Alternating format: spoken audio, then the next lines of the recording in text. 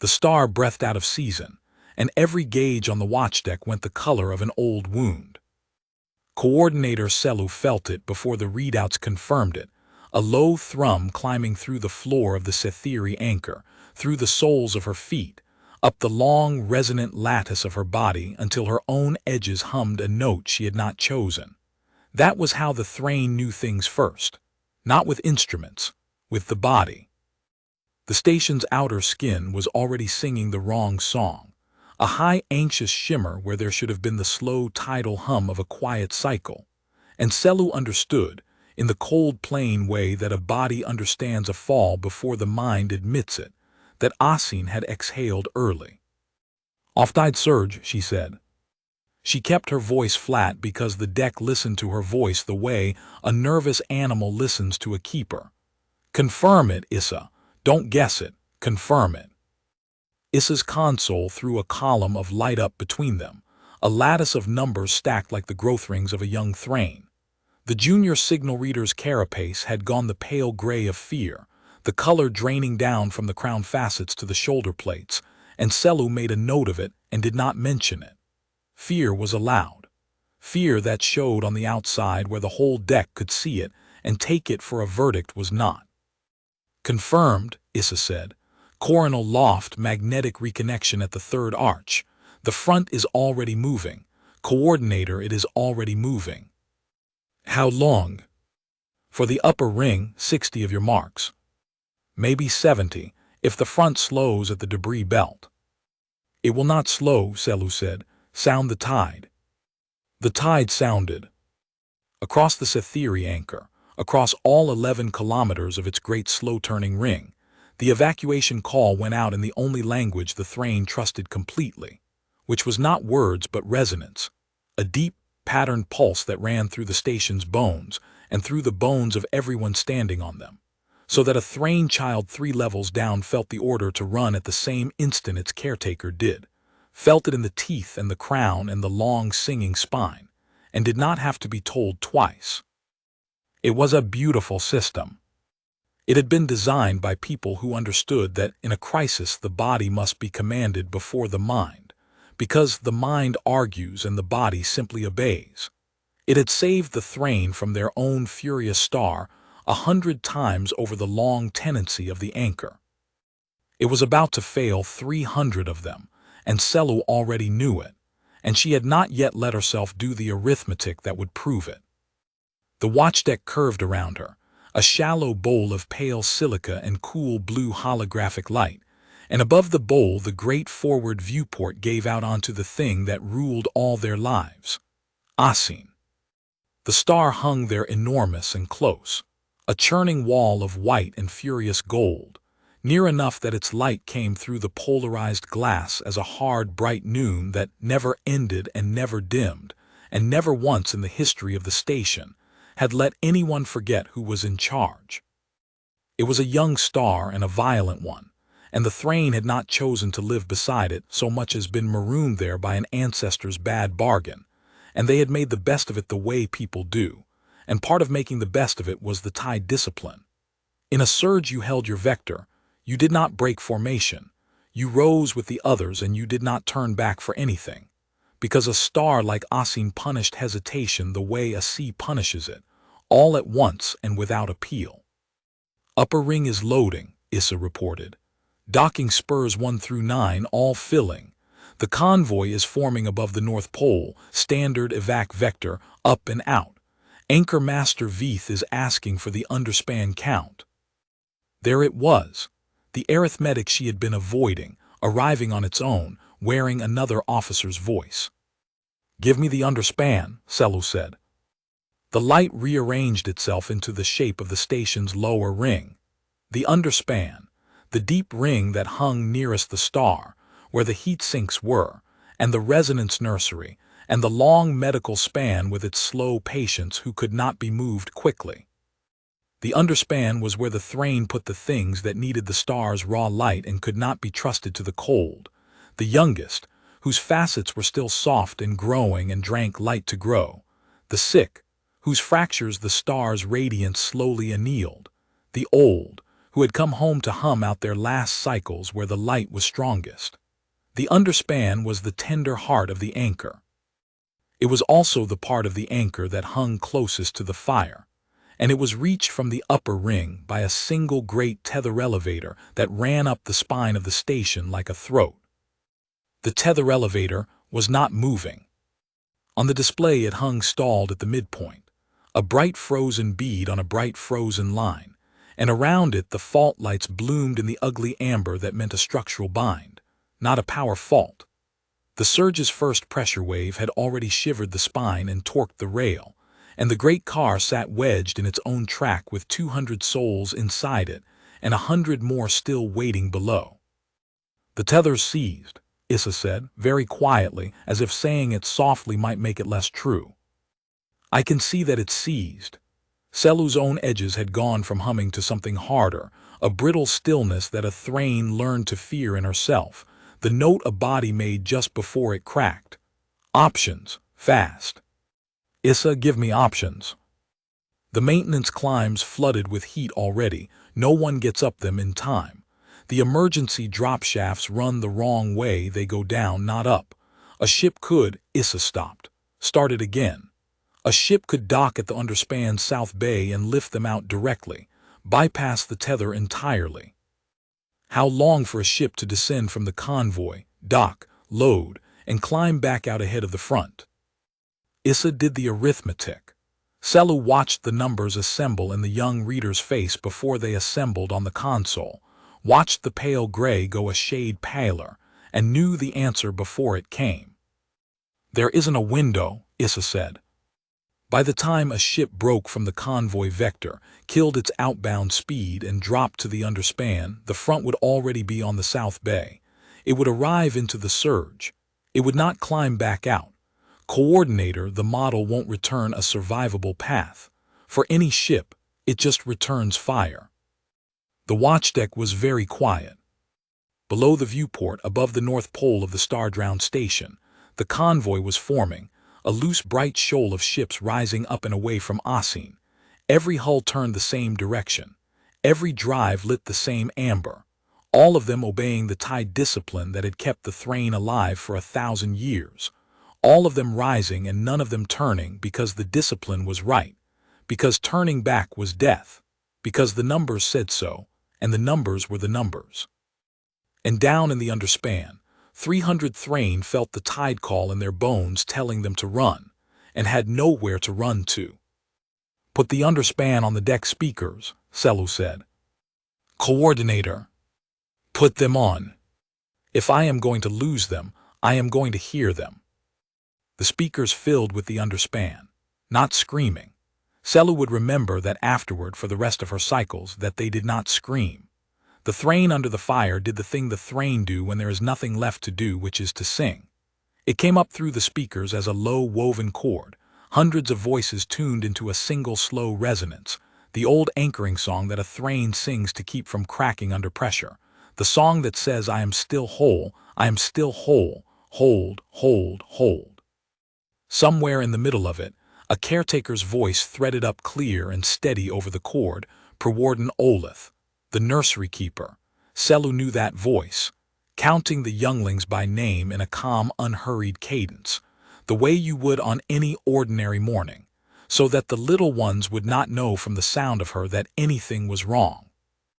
Anchor Master Veeth on the command channel, Issa said thickly. Selu took it. Veeth's voice was old and dry and it did not waste anything. You've run the model. I've run it. Then you know what I have to order. I know, Selu said. Say it back to me. I want it in the log in your voice, Coordinator, because I am not going to pretend this is easy, and I am not going to let the record pretend it either. Selu closed her outer facets for a moment, the Thrain equivalent of shutting the eyes. The convoy holds vector, she said. No ship breaks formation to attempt the underspan. The underspan is beyond the survivable window. We rise, and we do not turn back, and we hold the line so that the 11,000 above live even though the 300 below do not. Her voice did not shake. She had made it not shake through an act of pure will that cost her something she would not get back. That is the tide discipline. That is the order. That is the order, Veith said. The star wrote it, not us. Log it and enforce it. Coordinator, I am sorry. It is the oldest wound we have. There is never a window. The channel closed. Selu turned to the deck. Her officers were watching her, all of them, their carapaces every shade of grief, and she understood that her job now was the ugliest job the discipline ever asked of anyone, to hold the formation. To watch the shoal rise and make sure not one ship broke from it out of mercy, because a ship that broke from it out of mercy would die for nothing and take its crew with it and teach the next crew that the discipline could be broken, and then the next surge would kill thousands instead of hundreds. That was the terrible logic of the tide. You did not turn back, ever, for anyone, because the one time you did, you set the price at which everyone would die. Log the order, she said. Convoy holds vector, flag any hull that deviates. And she made herself look at the display, at the bright rising shoal, and she began the work of watching 300 people die in good order. That was when the human ship broke ranks. Selu did not see it happen so much as feel the deck react to it, a ripple of tone across the watch officers, a sudden sharpening, and then Issa's voice cracking upward. Deviation. We have a deviation on the convoy vector. Hull 3-1, the small one, the human tender, its coordinator, it's turned. It's turned off the vector. The Thrain did not have many humans in their sky. There was one, precisely one, in the whole system on the day the star breathed early. A small blunt working ship called the Lantern, a relief and survey tender that had come in on a quiet contract to seed a new water-cracking plant on one of the outer moons and had been 3 days from leaving. It was not a warship. It was not anything. It was a tug with a medical bay and a cargo throat, and a crew you could count on your hands, and it had been rising with the convoy like everyone else. One more amber drive in the shoal, unremarkable, obedient. And now it had turned. On the display the Lantern's marker swung hard out of the neat rising column, and its drive flared brighter than Selu had ever seen a drive that size flare, a hard white spike of thrust, and the little ship seemed to leap, to bolt, its vector no longer up and out with the others but curving away down, ahead, out of the shoal, and toward the horizon of the star where the light was hardest and the front was coming. The watchdeck read it the way a Thrain cannot help but read it. There was a word for it in their oldest language, a word that was also the worst thing you could say about a person, and the word was tide-breaker, the one who, when the surge comes, breaks formation and runs for its own skin. In a people who had survived for 1,000 years by never breaking the line, the tide-breaker was not merely a coward. The tide-breaker was the enemy of the whole. The tide-breaker was the one who, by running, might make the line waver, might kill the crew beside it, might teach the young that the discipline was optional. Thrain mothers frightened their younglings with the tide-breaker. There was no lower thing to be. It's running, Issa breathed, and there was no contempt in it, only a kind of stunned grief, because even the humans, even the strange, calm, helpful humans, when the fire came, would run. It broke the line and it's running. Selu watched the little ship's drive spike and the little marker bolt from the shoal, and something in her, some brittle-held thing, snapped clean. Log it, she said, and now her voice did shake, not with grief but with a contempt so total it frightened her. Human tender Lantern, hull 3-1, broke the evac line at the first sound of the tide and ran for open sky. Log it in full. Log the name. When this is over and we are counting our dead, the galaxy can read exactly what the humans did when the star breathed on them. She turned away from the display because she could not stand to watch the cowards drive burn. They came to build us a water plant, she said, to no one, to the deck, to the star. And the moment it cost them something, they ran faster than any of us. The cord from the underspan went on singing under everything. Hold, hold, hold. And the little human ship burned away toward the fire. And Selu logged it as a coward, and she was wrong. And she would spend the rest of her life learning exactly how wrong, but that came later. For now there was only the shoal rising, and the 300 singing, and the deviation marker bolting away, and the oldest wound of her people opening again exactly where it always did. Captain Junia Vale had 31 seconds of clean thinking left before the maneuver took her voice away, and she spent them on her crew. "Everybody hear the count," she said into the ship. "Because I'm only saying the plan once, and then Cole is going to fly it, and none of us are going to be able to talk for a while." The Lantern was a small ship, and it did not have a bridge so much as a cockpit with delusions. A cramped bright cell up in the blunt nose, where Junia sat strapped into the command couch with her helm officer at her left elbow, and everyone else's voice coming in over the loop. She was young for a command, young enough that, when she'd first shipped out, people used to assume she was the pilot, and addressed the older engineer as captain. And she had learned early that the way you made a small crew trust a young captain was not by pretending to be older but by being very, very clear. So she was clear. "Here's the shape of it," she said. The star just breathed early. "There's an underspan on that station, the low ring closest to the fire, and there are about 300 people in it, and their elevator's jammed, and the Thrain evac model says nobody can get down there and back before the front hits. So the whole convoy is holding vector and rising. That's the correct call for them. I want to be clear about that. Veith is not wrong. By his math, there's no window." "But," said Priya Anand from the engine spaces, because Priya had shipped with Junia long enough to hear the shape of a but coming. "But their math assumes an evac ship," Junia said. "A big fat safe transport that has to descend under power the whole way, kill a lot of speed, dock gentle, load slow, and climb back out under power against the front. That ship doesn't have a window, agreed. We are not that ship." She let that sit for exactly one breath. "We're a tug. We're light and we're stupid, and we've got a cargo throat that'll swallow a moon buggy whole. Cole, tell them what you told me." "We don't fight the fall, we use it," Aiden Cole said.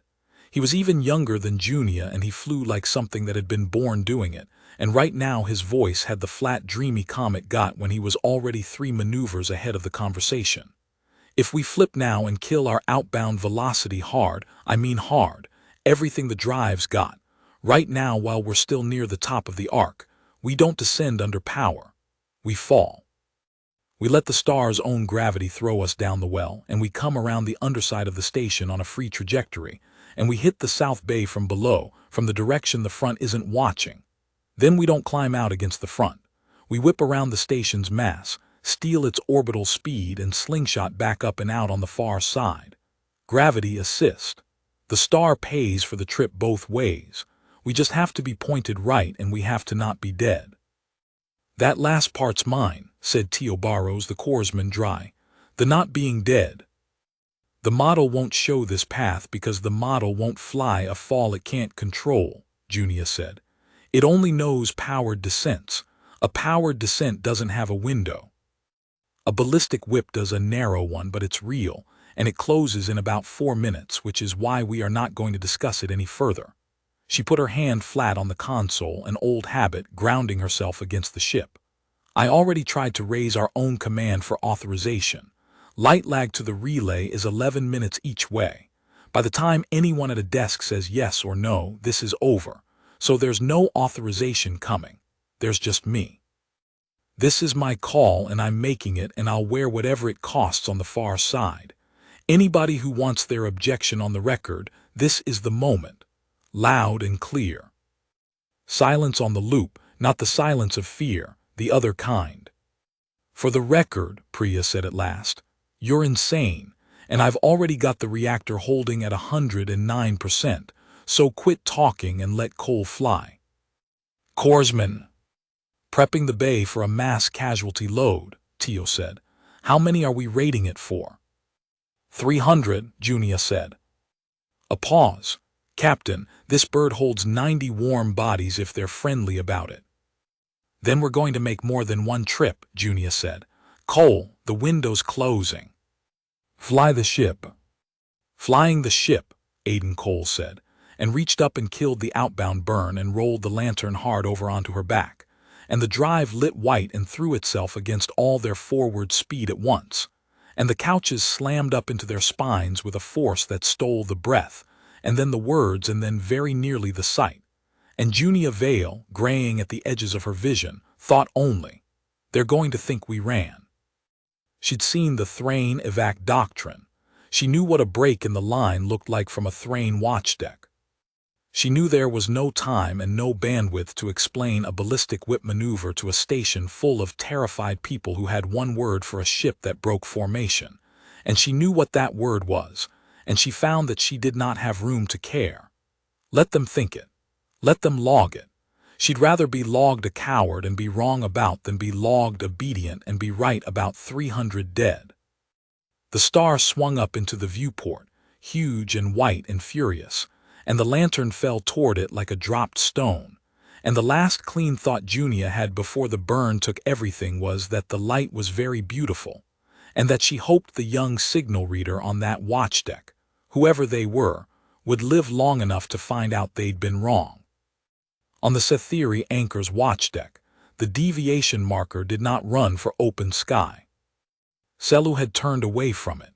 She was giving orders: hold vector, flag the deviation, keep the shoal tight, do not let one more hull waver. When Issa made a sound she had never heard a Thrain make on a watchdeck, a sound with no discipline in it at all, and Selu turned back. Coordinator, Issa was staring at the display with all facets open. It didn't run. What? The lantern. It didn't run. Look at the vector. It flipped. That white spike wasn't a bolt for open sky. It was a full retrograde burn. It killed all its outbound speed at once. And now it's a coordinator. It isn't rising and it isn't fleeing. It's falling. It's falling toward the star. It's dropping down the well toward the underspan. Selu looked. The marker that she had logged as a coward was arcing down and inward, shedding altitude, curving around the vast bright limb of the station on a trajectory that no evac model would ever have drawn because no evac model would ever fly it. A free fall, a gravity dive, the little ship trading its safety for speed, plunging down the star's own well toward the one part of the anchor that everyone with any sense was rising away from. "It's not a tide breaker," Issa said, and her voice broke on the word. "It broke the line to go down. It broke the line to go toward them." Selu stood on the watchdeck of her drowning station with the star's hard light on her face and the underspan singing hold, hold, hold in her bones, and watched a ship she had called a coward fall on purpose into the fire she had written 300 people off to. And for the length of one long resonant breath, she could not make a single sound. "Unlog it," she said finally, and her voice was not steady at all. "Issa, the last entry, unlog it now." "I can't unlog a command entry. Coordinator, it's—" "Then flag it false. Flag my own entry false in my own voice and put a correction under it," and Selu stopped. Started again, and this time she made herself say the whole shape of it, because if the ship was going to fall then the record was going to be true. "Correction to the log," she said, clear and loud, so the whole deck and the whole record would carry it. The human tender lantern did not break the line to flee. It broke the line to descend to the underspan. Amend the prior entry. Strike the word coward. Strike it and do not let anyone ever read it without reading what came after. She turned to the forward viewport, to the star, to the falling ship. "Get me a channel to that ship," she said. "Get me their captain. I called a brave person a coward in the permanent record of my people, and I am going to say I was wrong before they die doing what I said couldn't be done." The channel took a long time to open, and when it opened it was full of noise. Not voices at first. The star's own voice, the roar of charged particles sleeting across the lantern's hull, a hiss and crackle like a fire eating a forest, so loud that Selu's translator strained to find human speech under it. Then, threaded through the roar, a woman's voice, clipped and strained by acceleration but perfectly calm. The way a voice is calm only when the person behind it has decided calm is a tool and picked it up on purpose. "Receiving, this is the tender lantern.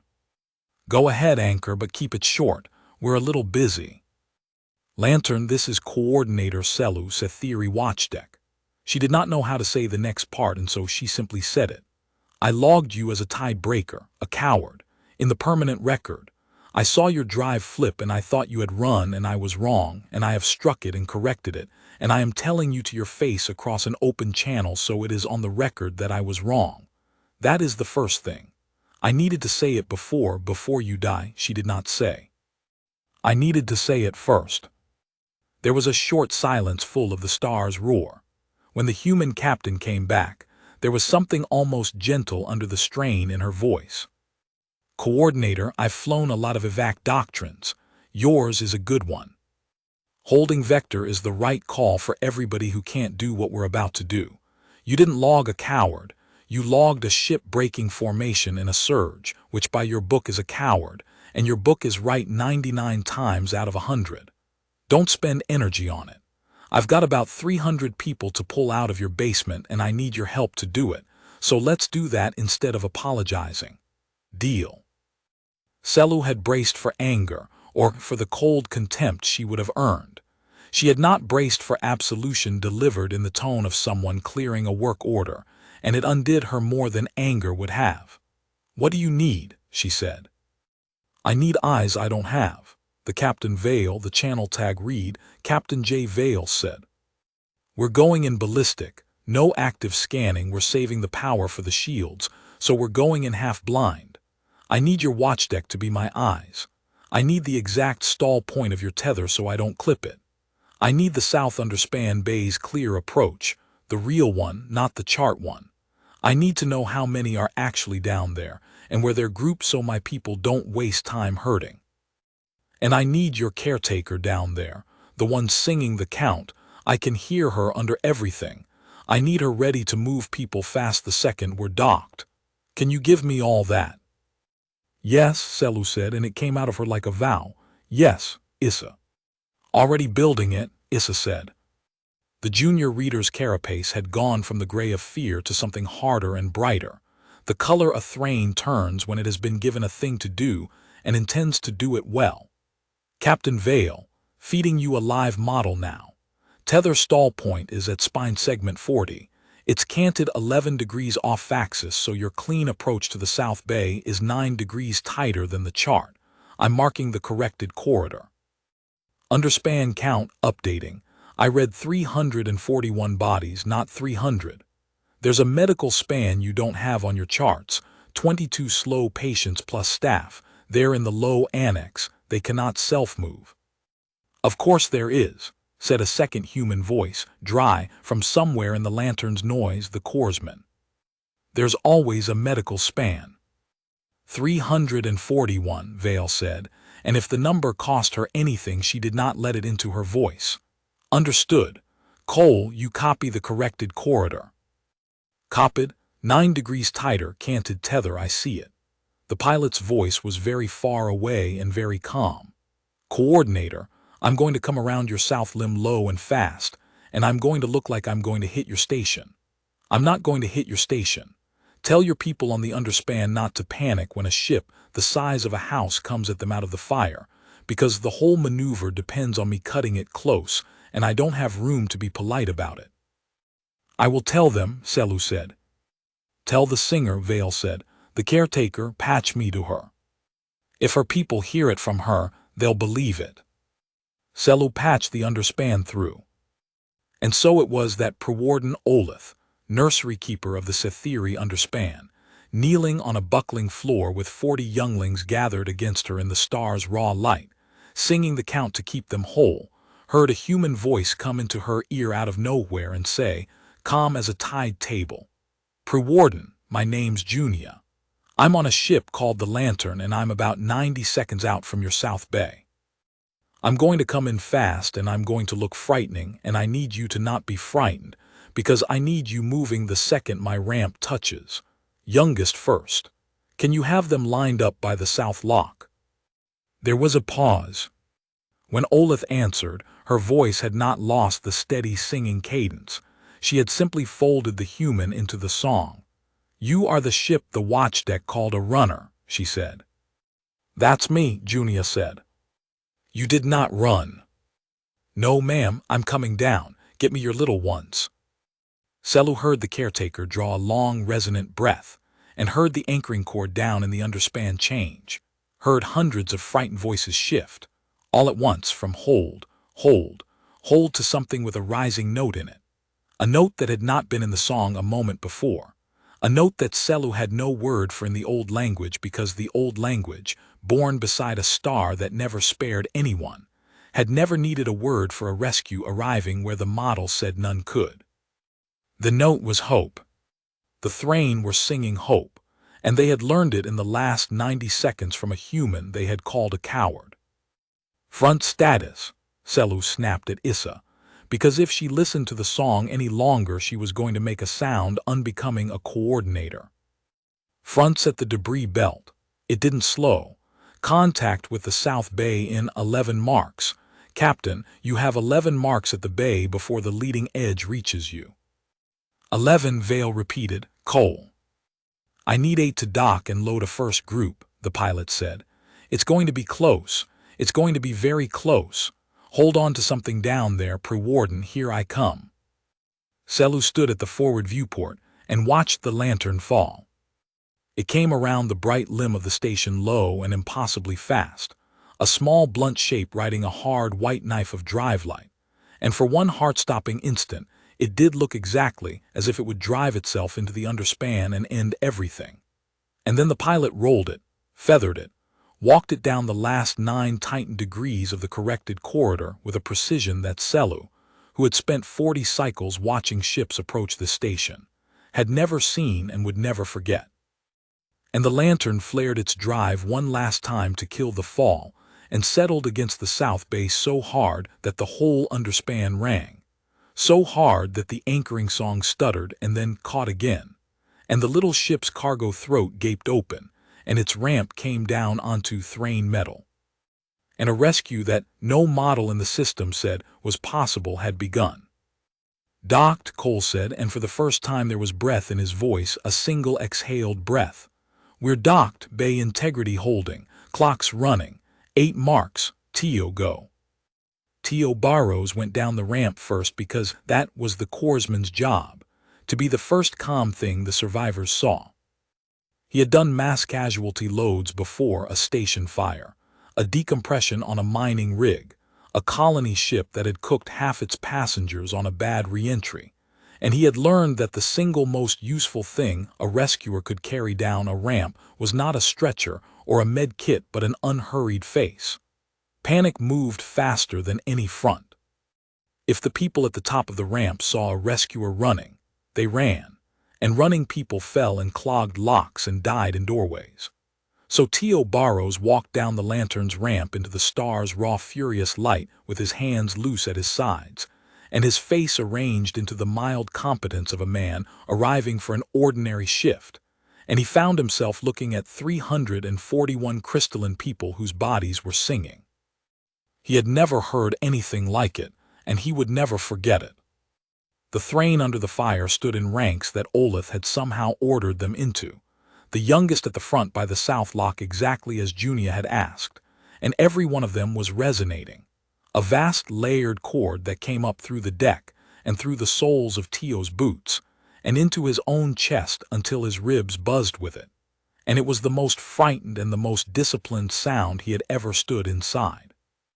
The little ones at the front were the size of his forearm, faceted and translucent, their soft crowned facets pulsing with light as they drank the star, and they were looking up at him.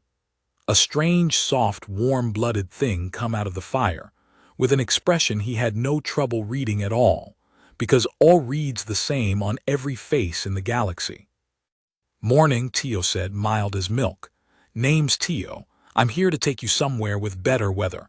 Pre-Warden Olith. Here, the caretaker was tall for a Thrain, her facets clouded with age and a long web of old annealed fractures across her shoulder plates that Tio's medical eye read as a life of hard work.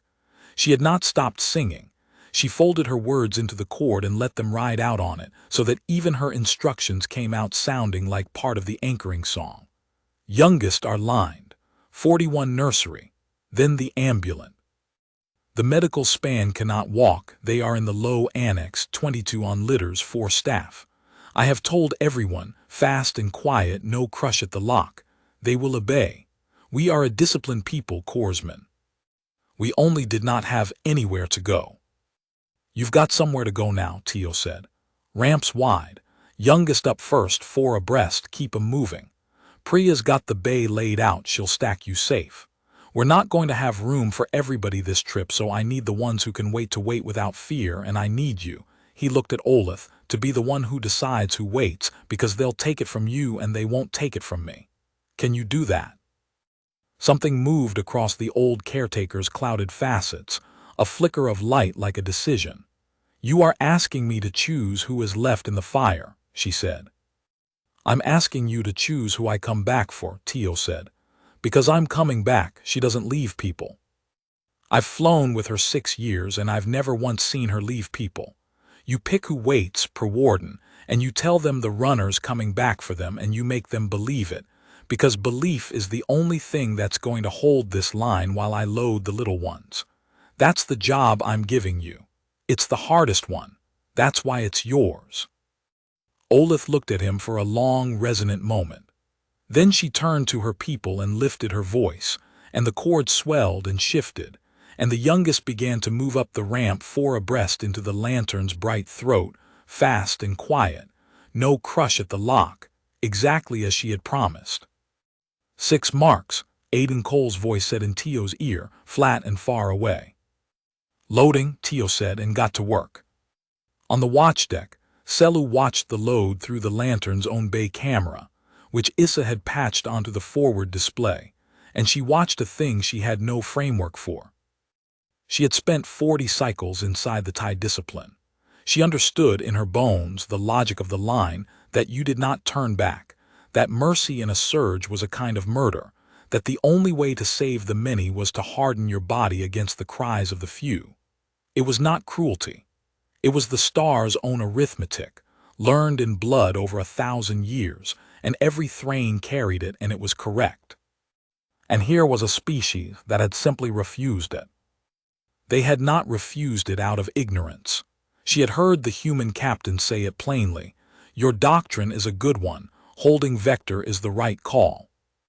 The humans understood the arithmetic. They had simply looked at the 341 people the arithmetic wrote off, and found a 4th term the arithmetic did not contain. A fall the model would not fly, a slingshot the model could not see, and rather than accept the sum, they had gone looking for a way to break it.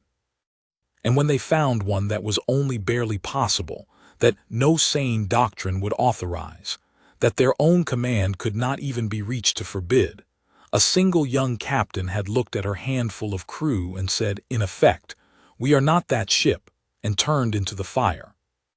They are not braver than us, Selu said, half to herself, watching the crystalline younglings pour up the ramp into the human ship's warm, bright throat. Do not let anyone tell that story afterward, Issa.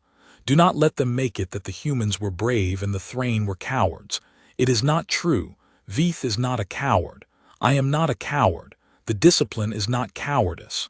She watched the load. It is that we learned beside this star that the line cannot be broken, because when we broke it we died in thousands.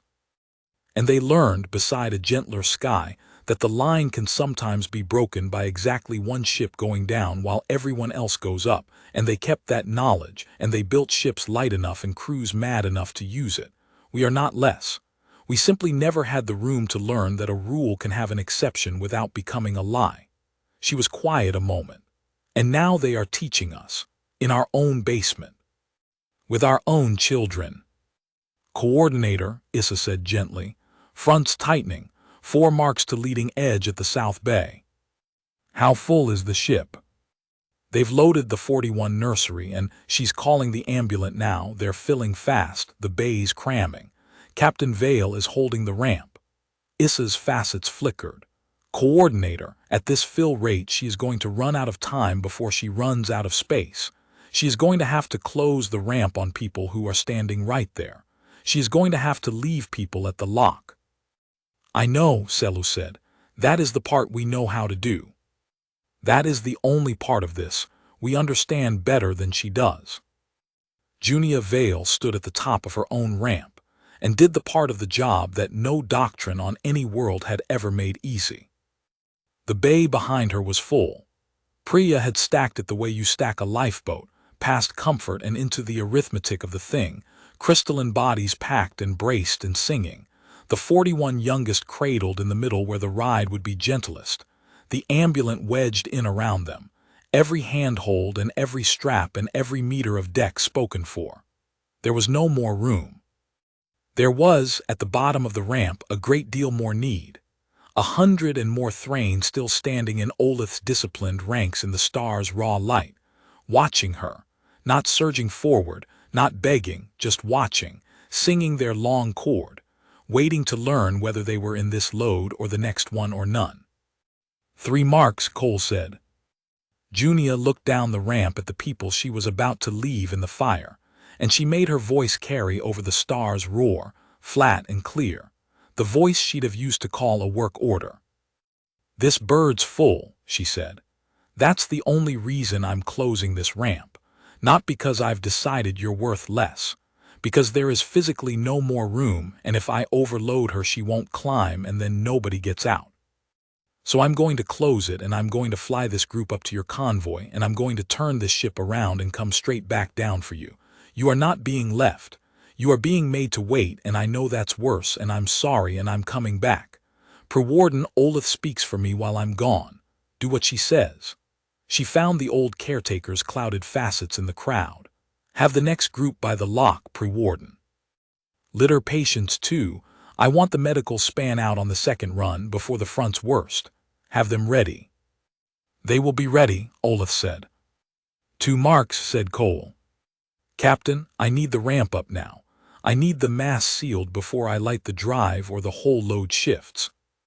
Junia held one more second of looking at the one she was leaving, because she believed a person owed the people they left at least the honesty of their eyes, and then she stepped back and slapped the seal and the ramp came up, and the last thing she saw as it closed was the crystalline crowd not breaking, not surging, holding their ranks in the firelight and singing, and the youngest of the ones being left raising a soft, translucent limb toward the closing ramp, not in panic, in something more like a wave.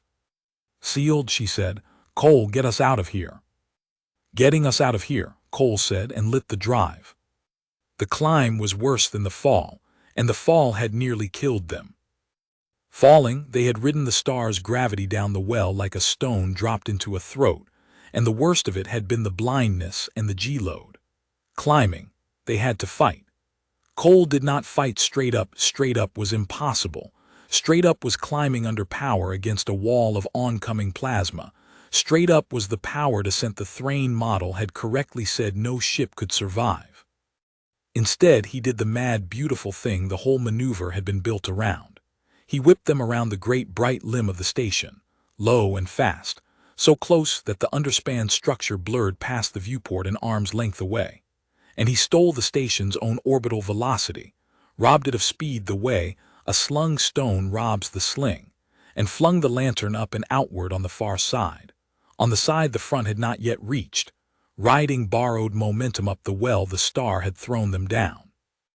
It should have been clean. It was not clean because the front was faster than the model had said, and the leading edge of the surge caught the lantern's flank as she came around the limb. Junia felt it as a full-body blow, a slam and a shriek of the hull, and then every board on the cockpit lit red at once. The star's breath hit the shields like a sea hitting a wall, and the shields screamed and held and then began, board by board, to not hold. The temperature in the cockpit climbed. Somewhere after relay let go with a crack like a bone breaking. The bay camera showed her the load, the packed crystalline bodies, the 41 young pressed and shuddering under the load, and their cord did not break. If anything it rose, the whole bay singing into the shaking, hold, hold, hold, holding themselves and holding the ship and holding Junia's own nerve together with a sound she would hear in her sleep for the rest of her life. "Shields at 40, Priya said from the engine spaces, and her voice was tight now, the comm sanded thin. 30. Captain, the starboard emitter's cooking. If it goes we lose the whole starboard arc and then the surge is inside the hull." Cole, Junia said. I see it, I see it. I'm rolling the good arc into the front. The ship rolled hard, putting her strong shielded shoulder into the star's breath and her wounded flank into the shadow of her own mass. Hold on, everybody hold on, this is the bad part. The bad part lasted 11 seconds. Junia counted them, because counting was a thing she could do when there was nothing else. And at 11 the lantern came up over the top of the surge's leading edge like a swimmer breaking the surface, out of the worst of it, into the thinner sleet of the front's backscatter, climbing now on her borrowed speed into open sky where the convoy waited. Shields at 12, Priya said. 12 and climbing back, we're through the leading edge. Oh, we are never doing that again. We're doing that 4 more times, Junia said. Cole, mark the convoy. Tio, how's the load? Load's intact, Tio said from the bay, and there was wonder in his voice, real wonder, a man reporting a thing he didn't quite believe. Not one of them broke. Captain, they held themselves together through that. I've got some stress fracture, some of the old ones cracked a little under the G, nothing structural, nothing I can't anneal. But not one of them broke. They sang the whole way up. Coordinator Selu, Junia said, opening the channel. Lantern is through the front with the first load. 41 nursery, 60 ambulant, 101 souls all alive. Where do you want them? Selu gave them a berth on the convoy flagship, and then she watched the convoy learn what she had already learned. The flagship was the ScienceFiction, the great slow transport that held the anchor master and 4,000 refugees. And when the lantern came up out of the front trailing scorch and vapor and slid into the flagship's open dorsal bay, every officer on the ScienceFiction's deck was watching, and every refugee at every viewport was watching, and the whole convoy, the loose, bright, disciplined shoal of ships that had done the correct thing and held their vector and risen away, was watching too. They had all heard the watchdeck traffic. They had all heard Selu log a coward and then unlog it. They had all heard a human captain say, "We are not that ship," and fall into the fire that they had, correctly and obediently and with grief, risen away from. And now the ship they had watched fall was coming back up out of the impossible with 100, and one of their people alive inside it. Crystalline bodies pouring down the ramp into the flagship's arms, the youngest first, singing, and the Thrain who caught them were weeping in the way the Thrain weep, which is a shimmer of light across the facets and a low broken note in the chord. And the Thrain who watched from the other ships felt the arithmetic they had all made, the correct, obedient, grief-stricken arithmetic, turn over in their chests and show them its other face. Because here was the thing the tide discipline had never had to reckon with. It had always been true. Beside Asin, turning back had always meant dying for nothing. The model had never once been wrong. And so the Thrain had built a whole moral world on top of a fact. Turning back is death. Therefore turning back is wrong. Therefore the one who turns back is the enemy of all. And they had lived in that moral world for 1,000 years, and it had kept them alive.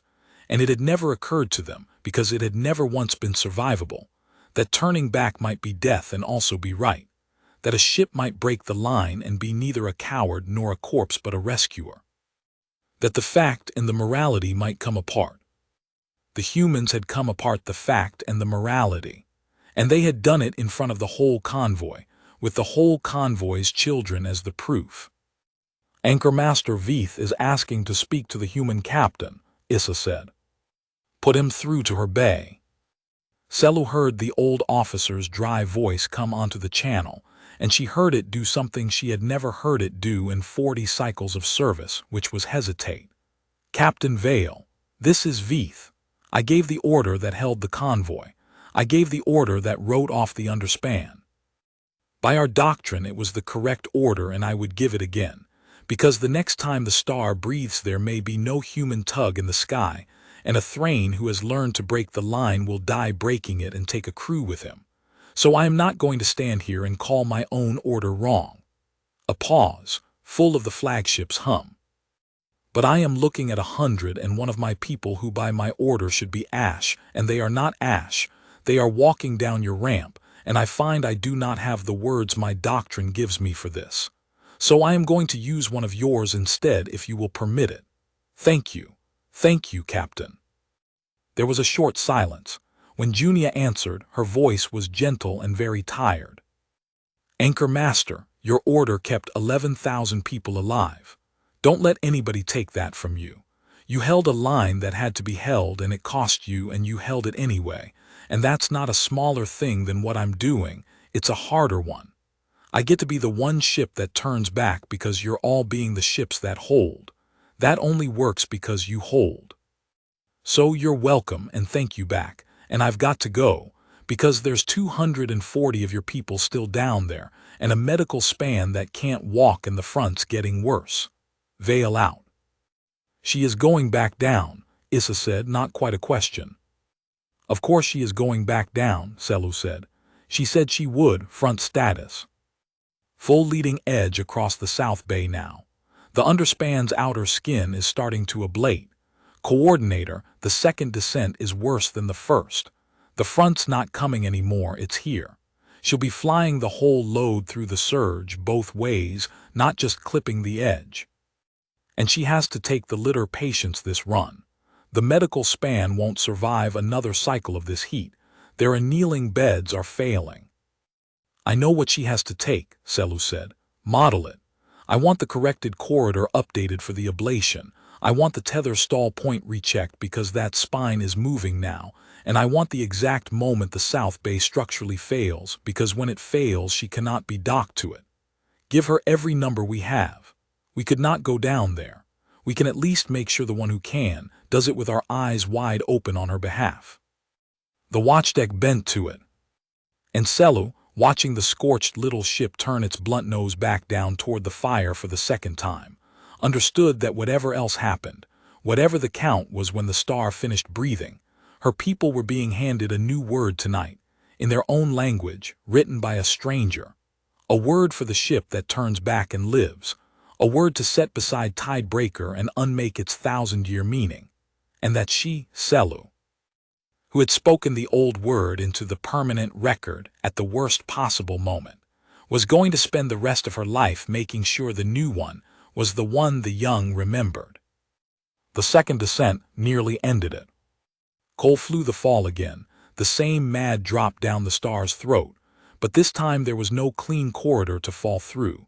The front was across the whole underside now, and the lantern fell through it, not around it, and the surge was inside the shields from the first second. Junia watched her boards go red and stay red. She watched the cockpit temperature climb past every line that had a name and into the numbers that just said too much. She watched the starboard emitter that Priya had nursed through the first run finally let go. A hard bang and a cascade of failures down the whole starboard arc, and she watched Cole compensate without a word, rolling the ship's dying strength always toward the fire, always putting the good shoulder into the star, flying by a feel that no simulator had ever taught because no simulator had ever been cruel enough to. Priya, talk to me. Starboard arc's gone. I'm rerouting through the cargo bus. Don't ask me how long it holds because I don't know. I've never done this because nobody's ever done this. A shower of sparks somewhere aft, audible over the channel, reactors at 114. I've locked out the governor, Captain. If you want the power to fly this, you're going to have to let me run her past where she's safe, and I need you to say it. Run her past safe, Junia said. Whatever it takes to dock and climb. Run her. Running her past safe, Priya said. And something in the way she said it told Junia that the engineer had just accepted calmly the possibility that the reactor she was overdriving might not forgive her, and had decided the 240 were worth it, and had not asked anyone's permission for that decision because it was hers to make and she had made it. They came down onto the South Bay through fire, and the bay was worse than they'd left it, the outer skin ablating, sheeting away in bright ribbons, the whole structure groaning, and Cole set them down on a docking cradle that was visibly failing, and the ramp came down, and Tio went down it again into a heat that hit him like a wall, and Olith was there, exactly where she had promised to be, with the medical span laid out on litters at the lock and the next group ranked behind them and the cord still going. Hold, hold, hold, and Tio Barrows looked at the old caretaker and saw that her clouded facets had cracked further, that she had been standing in this heat the whole time holding 240 frightened people together with her voice. And he said, "You should be on the first litter, Pre-Warden," and she said, "I go last." And he knew better than to argue with her because he had met her kind before on a dozen worlds and they always went last, and there was no arguing with it, so he loaded the litters instead. He loaded them fast, and he loaded them careful, and he had learned long ago that those two things only fought each other in the hands of people who hadn't practiced. The medical span came up the ramp on their litters, 22 slow patients whose fractures had been half healed by the star's light and would crack wide open if he jostled them. And Tio did not jostle them. He floated them.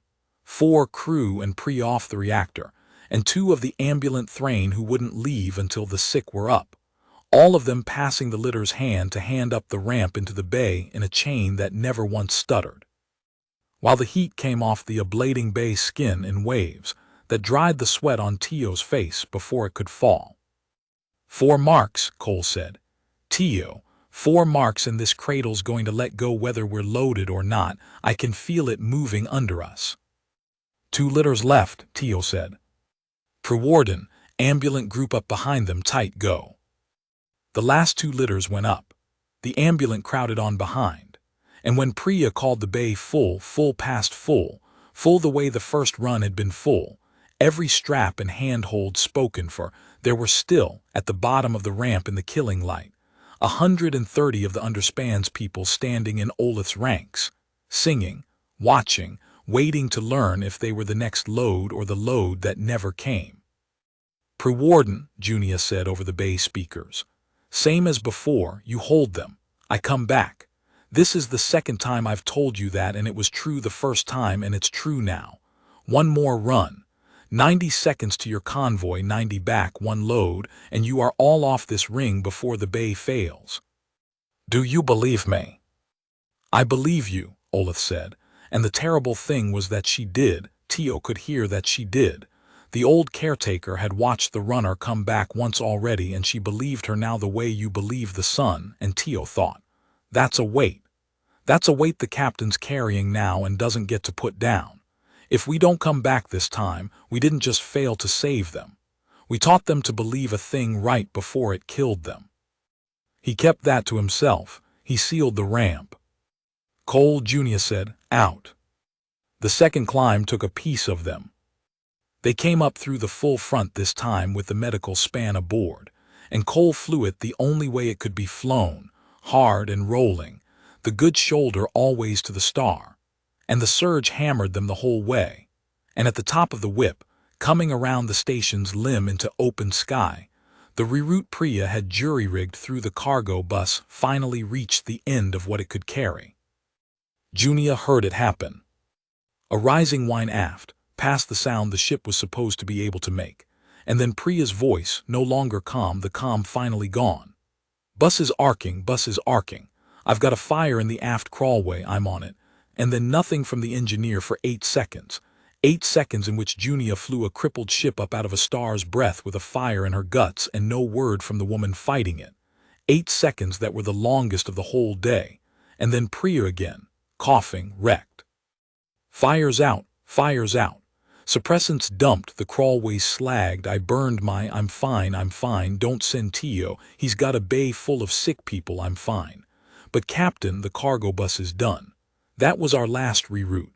We've got the main bus and nothing behind it. If the main bus takes a hit on the next run, we don't have a backup. We just stop, wherever we are, and where we're going to be is the bottom of that well." "Understood," Junia said. She did not say the rest of it out loud, the rest of it being 1 more run, no backup into the worst of the front, for 130 people.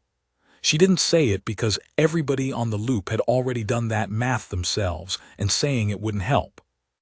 They slid the medical span into the flagship's bay, 22 litter patients who had been minutes from the annealing beds failing under them, alive, and the Thrain medics who took them made the shimmering light weeping and the low broken cord, and Olith's opposite number on the flagship, the receiving physician, came onto the channel and said, in a voice that kept trying to be professional and kept failing, "Captain, these patients should not be alive. The heat load alone, you flew a failing medical span through a stellar surge, and I have not lost one of them. Our medicine does not have a category for what you have just handed me. Thank you. I will teach my students about this ship until I die." "Have them ready to receive one more load," Junia said, because she did not know what to do with the thanks and she did know what to do with the work. "Big one. Everybody left on the underspan. Then we're done with the underspan." She paused. "Coordinator Selu, you still with me?" "I am with you," Selu said from the watch deck, and had been the whole time saying nothing, because there had been nothing useful to say and she had long ago learned not to fill a working channel with noise. "Captain, before your third run, there is something you need to know, and I have been deciding when to tell you. And the answer is now, before you go down, because you should choose your third run knowing the whole shape of it." "Go ahead." "The underspan is not the last of it," Selu said. "When the tether seized, it seized with the car halfway up the spine. There are people in the car. It is welded into the throat of the station at spine segment 40, above the underspan below the upper ring, in a part of the structure that your South Bay approach does not reach, and our upper docking spurs no longer reach because the spine has torqued out of alignment. We have been unable to raise them by voice. The car's comms are down, but we have life signs. 88 of them. Sealed in a metal box wedged in a moving structure, in the heat, with no way up and no way down." A pause. "I did not tell you sooner because there was nothing you could do about the car while the underspan was still loading, and I did not want the number in your head making you rush the underspan and lose people to haste. But you are about to make your last underspan run, and after it you will want to leave, and you will have earned leaving, and I needed you to know before you make that choice that there are 88 more in the throat, where nothing can reach them, and that if anyone is going to reach them, it is going to have to be a ship that can fly a part of this station no ship was ever meant to fly near. I am not asking you to. I am telling you, because you turned back once already believing you knew the whole cost, and you deserve to know the real one before you choose again." The channel was quiet for a moment, just the stars' roar and the ship's wounded hum. 88, Junia said. 88. In the spine above the underspan bay, where I can't dock. Where you cannot dock, Selu agreed. The car has an emergency hull hatch, a maintenance egress on its outward face. It is meant for a space-suited technician, not a ship. If a ship could hold station against the outward face of the car, in the throat of the station in the front, long enough to mate a hatch and pass 88 people across, but Captain, no ship can hold station in the throat. The structure is moving. The clearances are a few meters. The front is full. I have modeled it 11 ways and I have not found one that does not end with your hull crushed between the car and the spine wall. I am not showing you a path. I am showing you a truth. There are 88 people I cannot reach, and I am done pretending I can reach them, and I am telling the one person who has reached things I could not, in case you can see something I cannot. That is all. Fly your third run. Save the 130. That is already more than the star ever lets anyone save. And then, if the throat is beyond even you will fly home knowing you did not leave the 88, the star did. And the star has always done. And no one alive can hold that against you. Junia Vale sat in her scorched cockpit above a furious star with a crippled ship and a bay waiting to be filled a third time and 88 people in a box no one could reach.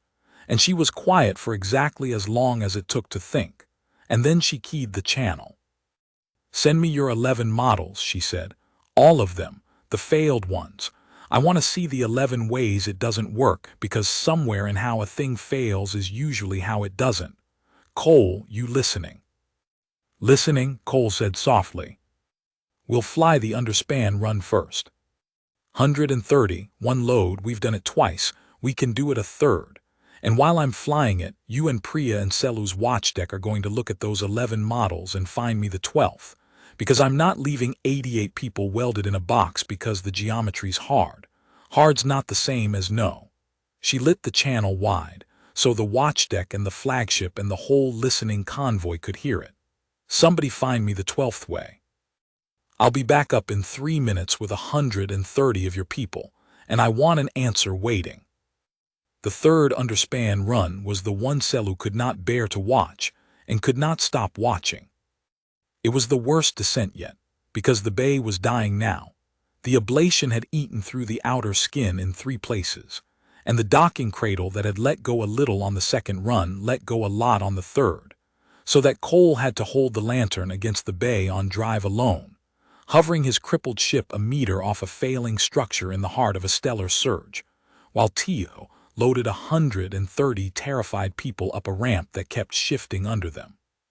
Selu watched the bay camera and the structural model side by side, and she watched the South Bay come apart in slow motion around the little ship that would not leave until it was full, and she understood that she was watching the definition of a thing her language did not have, and that when she found the word for it, she was going to give it to the young. They're loaded, Tio's voice ragged now, the mildness finally worn through to the exhaustion under it. Everybody's up. Olith, that means you up the ramp now. You promised me last and it's last go. I am up, Olith said, and she was the last crystalline body up the ramp of the third run, the old caretaker who had held 240 frightened people together with her voice across 3 descents. And as the ramp sealed behind her, the South Bay of the Cytheri underspan finally failed, the whole structure sheeting away into the star's breath, and the lantern peeled off the dying bay on her last good bus and whipped up around the limb one more time with the last of the underspan aboard. Coordinator, Issa said, and her voice was strange. The South Bay is gone. If she had been 30 seconds slower. She was not 30 seconds slower, Selu said. Do not tell me about the 30 seconds. Tell me about the 12th way. The car. Tell me you have found something, Issa, because that ship is going to come up over the limb in 90 seconds and ask us for an answer, and I will not be the one who tells her there isn't one. The watchdeck had spent the length of the third run on the 11 failed models, and so had the lantern's engineer, patched in from her scorched engine spaces, coughing between sentences, and so had the pilot, thinking out loud in his flat, faraway voice between the demands of flying. And they had found between them not a 12th way exactly, but the bones of one, and it was insane, and Issa laid it out for the coordinator with her facets bright and hard. The reason all 11 models fail is that they all assume the ship holds station against the car, Issa said. Hold still. And nothing can hold still in the throat because the spine is moving, the clearances are meters, and the front is shoving everything around. So every model has the hull crushed between the car and the spine wall within seconds. But the human engineer, Anand, she asked the question none of our models asked. She asked, what if the ship does not hold station against the car? What if the ship takes the car? Takes it. The car has hardpoints, Issa said, the words coming fast now. Structural lugs on its outward face from when it was installed, they craned it into the track on those lugs. They are still there. Anand's proposal, Cole's now, they built it together across the channel, is that the lantern does not hover beside the car and pass people across a hatch. It comes in fast on the fall, mates its cargo throat directly over the car's maintenance egress, clamps onto the installation lugs with the ship's own cargo grapples, the grapples that were built to drag a water-cracking plant across a moon, and then it does not hold station at all. It rips the car out of the track. It tears the whole car free of the spine and carries it out bodily, 88 people still sealed inside. Like Issa reached for a Thrain word and did not find one, and used the human one she had heard on the channel, like a mother carrying a child by the scruff. And then it does not have to fly a delicate hover in the throat. It just has to fall in, clamp, pull, and whip out, carrying the car. Selu stared at the model as it built itself on the display, the little ship dropping into the throat, the grapples reaching, the whole tether car tearing free of the torqued spine in a shower of failing metal, the lantern climbing out with the car slung under its belly like prey. The grapples are rated to drag a plant across a moon's surface, Selu said slowly, not to tear a loaded car out of a welded track against a moving structure while flying. No, Issa agreed, they are not rated for it. Anand says they will either hold or they will not, and there is no way to know which until she pulls. And if they do not hold, the ship has spent its one descent on a car it cannot move, and there will be no second try because the throat will close. And Cole says the fall into the throat has a margin of about 2 meters on either side of the hull, and he will be flying it half-blind through the front. And if he is off by 2 meters, he puts the ship into the spine wall and kills everyone aboard, including the 88 he came for. And Anand says the pull will demand more from the reactor than the reactor has, and she will have to run it past the last lockout she has, the one even she is afraid of, and she does not know what the reactor does past that lockout because no one has ever been foolish enough to find out. Issa's facets dimmed. That is the 12th way, coordinator. It is not a good way. It is a way where every single thing has to work and any one of them failing kills everyone. The 11 models fail cleanly. The 12th one is the only one that even could work, and it probably does not. But it could. It could. Above the limb of the station, the lantern came up out of the front for the 3rd time, trailing fire and vapor, and slid the last of the underspan into the flagship's bay. 130 crystalline bodies, the whole tender heart of the anchor, alive, and the Thrain who received them had stopped being able to make even the broken cord, had gone silent with a thing beyond weeping. And Olith came down the ramp last, on her own cracked and exhausted legs, and would not be carried, and stood at the bottom of the ramp in the flagship's bay, and turned and looked back up into the ship that had come down for her people 3 times, and said nothing, because there was nothing. And the not saying was the loudest thing on the whole convoy. "Underspan's clear," Junia said. Her voice was almost gone now, sanded down to a whisper of itself, but the calm was still there, the calm she had picked up on purpose at the start of the day and had not once set down. 341, all of them. Coordinator, do I have a 12th way? You have a 12th way, Selu said, and told her all of it. Every terrible contingent piece, the 2-meter margin and the unrated grapples and the lockout the engineer was afraid of. And she did not soften any of it, because the captain had asked for the 11 ways it failed so she could find the way it didn't. And she deserved the 12th the same way, whole and honest and without mercy. When Selu finished, the channel was quiet for a moment. "Priya," Junia said, "can you give me the pull?"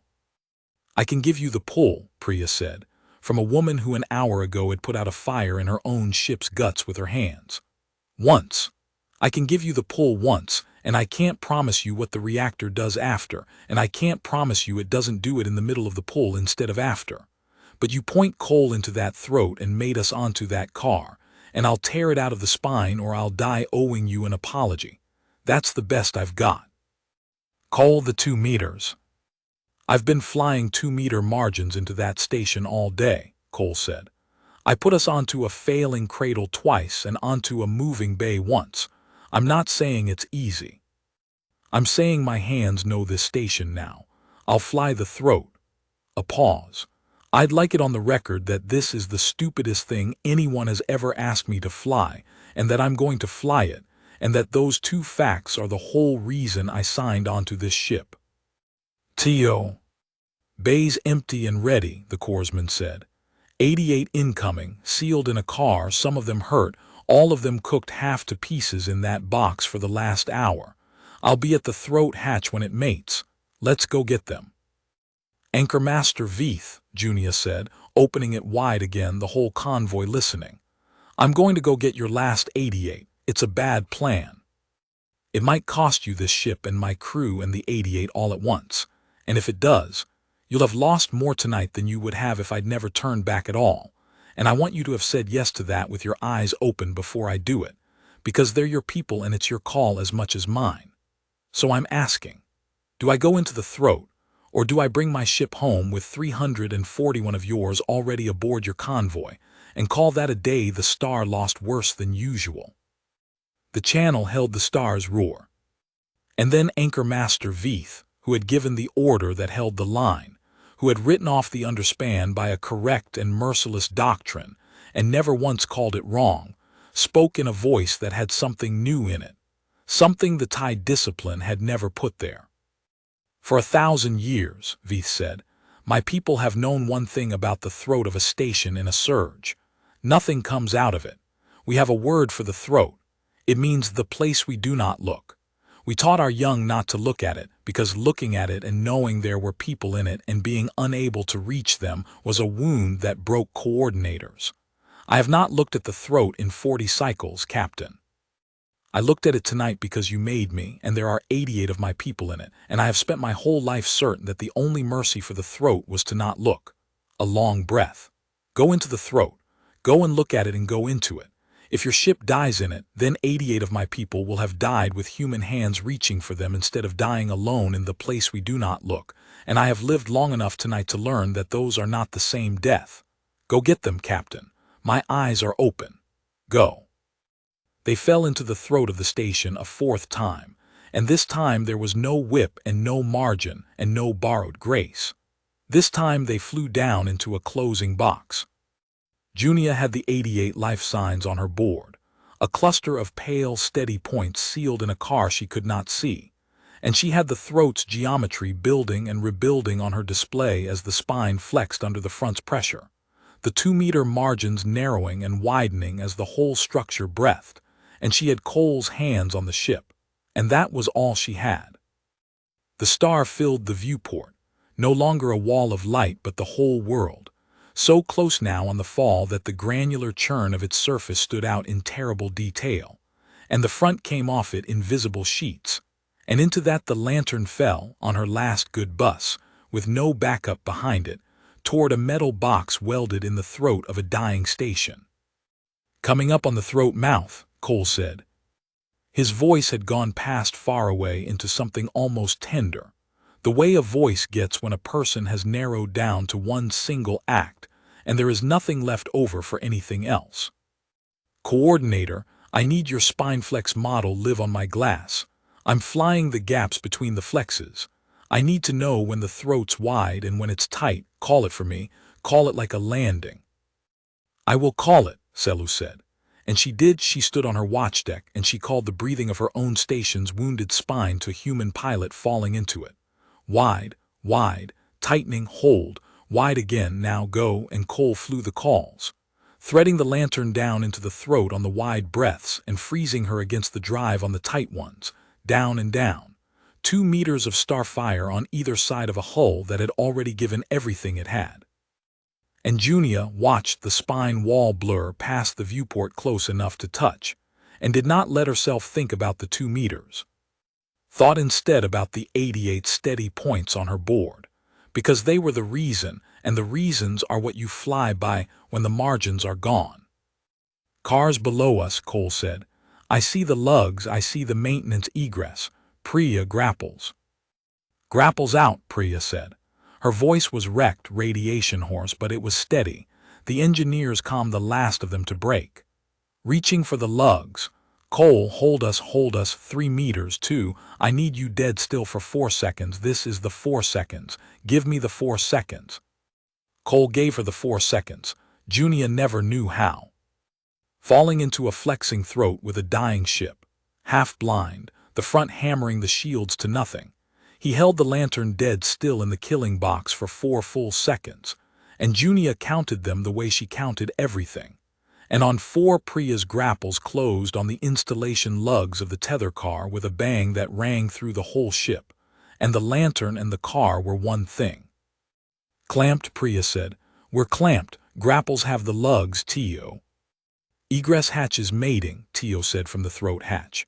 I've got the car's hull hatch under mine. I'm cycling it. It's cycling. It's open. I'm in the car. A beat, and then softer. Oh, there's a lot of them. Pre-warden, are you no different one? Okay, I'm Tio. I'm here to take you out of the box. Nobody rush the hatch. We do this one at a time and fast, and it's going to feel like the whole world's shaking because it is, and that's fine. That's supposed to happen. You first, little one. Come here. Coordinator, Issa breathed. He's in the car, the 88 they're coming across. Not yet, Selu said, because she could read the structural model and she could see the thing coming. The grapples are clamped, but the car is still in the track. He can pass a few across a mated hatch, but he cannot pass 88 one at a time before the throat closes. They have to pull the car. Captain, you have to pull the car now with the hatch mated and carry it out with him passing them across inside as you climb, because you do not have time to empty it here. Priya, Junia said. Pull. There was a silence on the channel that lasted 1 second and contained a whole life in it. If I run her past the lockout for the pull, Priya said, the reactor's going to dose this whole aft section, and I'm the one in it, and I can't do the pull from anywhere else. The manual overrides here, past the automatics, and the automatics won't do a pull this size, so it has to be hands, and the hands have to be mine, and they have to be here. I'm telling you that so it's your call and not a thing I did without you knowing. But Captain, I already did the math an hour ago when I locked out the governor. I've been standing next to what a pull costs since the second run. Say pull, and I pull. Just say it fast, because Tio's got people half across a hatch, and if we sit here clamped and not climbing, the throat closes on all of us anyway. Junia Vale closed her eyes for exactly 1 second, and in that second she was not a captain.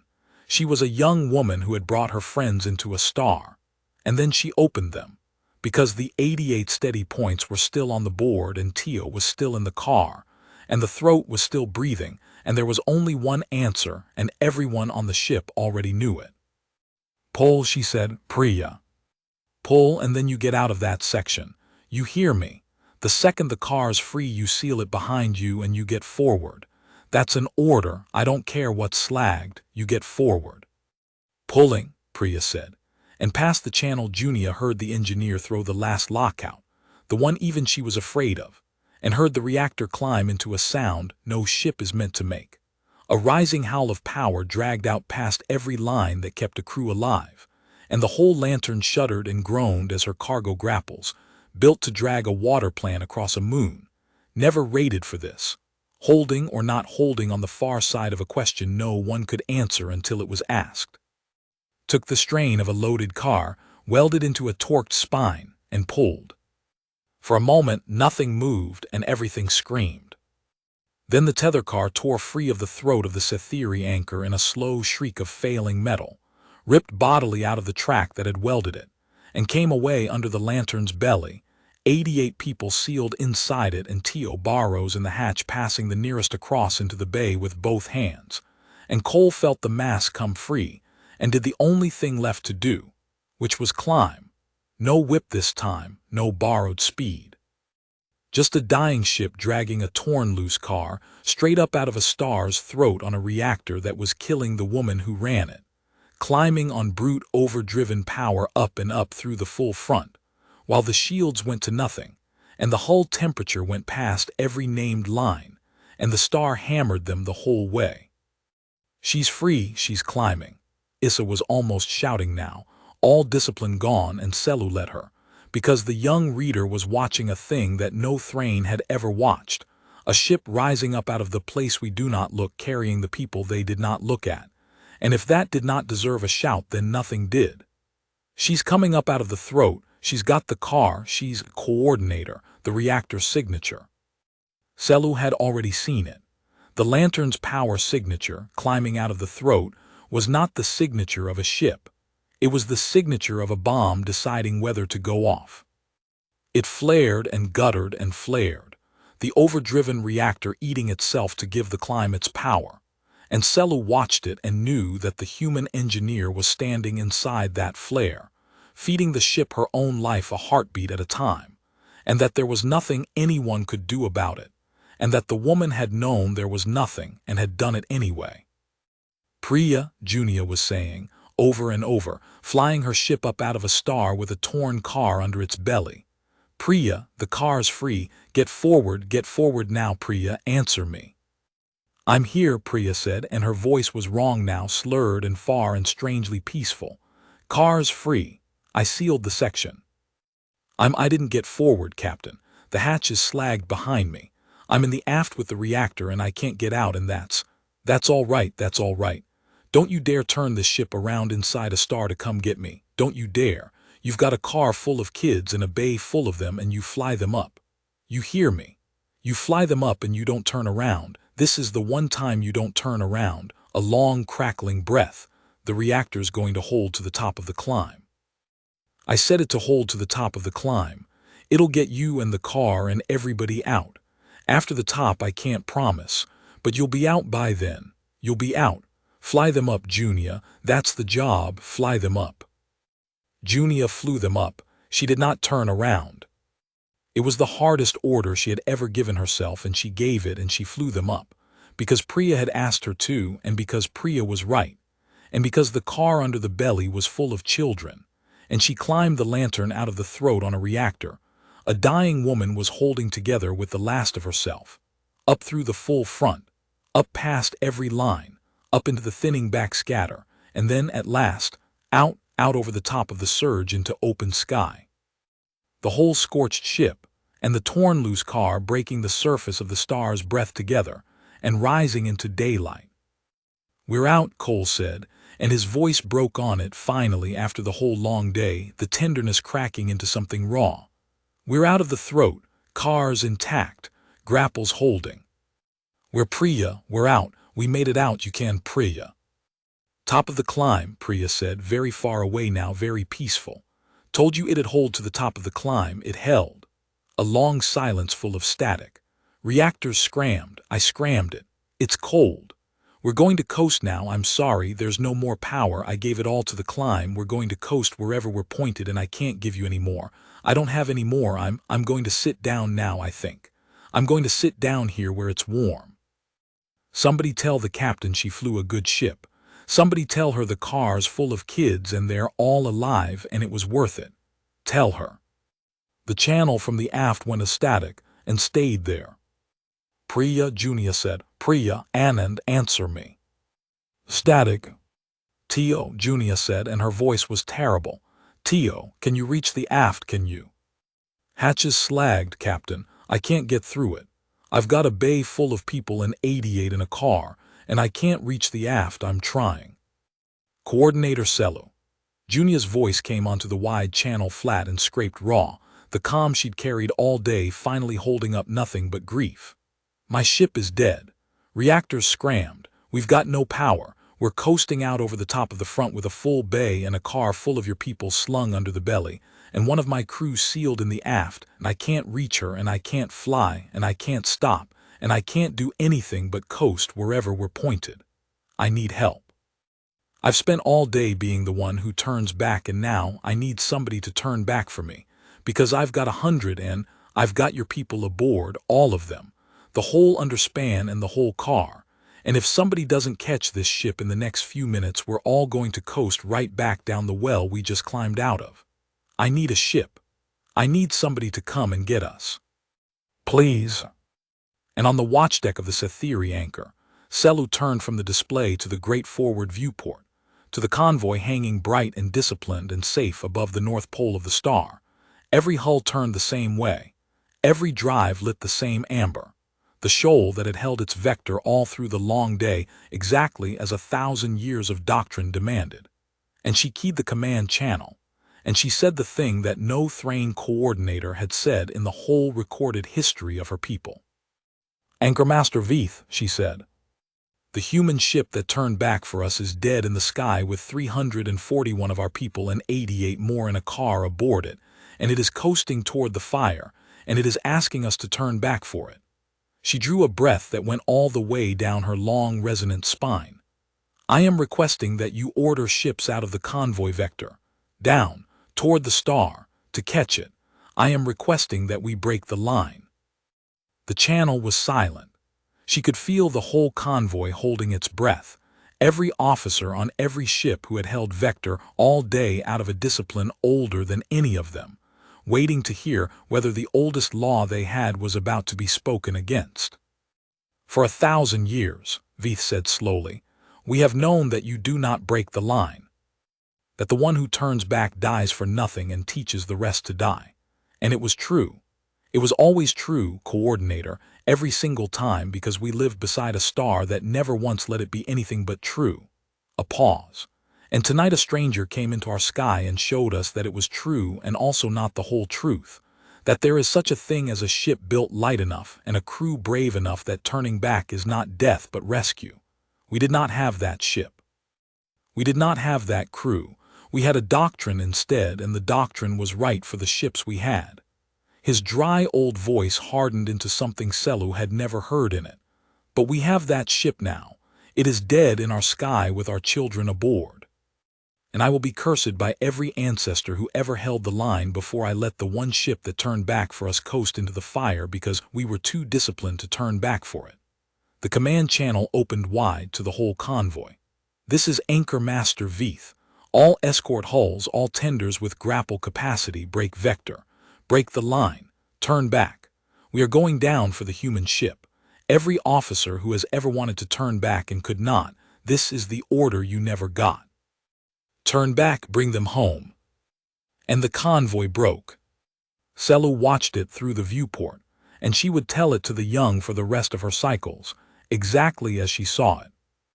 The bright disciplined shoal that had held its vector all day, holding it against every instinct, holding it while a stranger did what they could not, the shoal broke, hull after hull peeling out of the rising column, and turning its nose down toward the star, down toward the fire, down toward the coasting dead ship and the car full of children. A dozen ships and then 24 breaking 1,000 years of law all at once, drives flaring as they killed their outbound speed and fell back down the well they had climbed. Turning back, the whole convoy turning back, and it was the most disciplined people in the galaxy learning, in a single hour, from a single scorched tug, that the line could be broken by love and not only by cowardice, and that the difference between the two was the whole of everything, and that they had been alive for 1,000 years and had only just found it out. The first escort reached the lantern 4 minutes later. It matched the dead ship's coast and mated to it, and lit its own drive to arrest the fall, and then a second escort mated to the other side, and a third took the strain of the slung car, and together the ships that had held the line all day carried the ship that broke it up out of the well it was falling into, up into daylight and safety. 341 and 88 and one dead reactor and one silent aft section, all of it home. They brought the lantern into the flagship's great dorsal bay slung between 3 escorts like a wounded thing carried by its own kind, and the moment the bay pressure sealed, 2 teams went aboard her at once. The first team went for the car. It was a mixed team, human deckhands from the escort's small human liaison detachment and Thrane's structural crew, and they came at the tether car where it hung under the lantern's belly still clamped in the grapples, and they cut the car's main hull hatch, not the little maintenance egress Tio had mated to, but the wide freight hatch, the one built to let a crowd out, and it fell open, and the 88 came out into the flagship's bay. They were in a bad way. They had been sealed in a metal box in the throat of a star for the better part of 2 hours, in a heat that had annealed some and cracked others, breathing air that had gone thick and foul. And they had done what the Thrane do.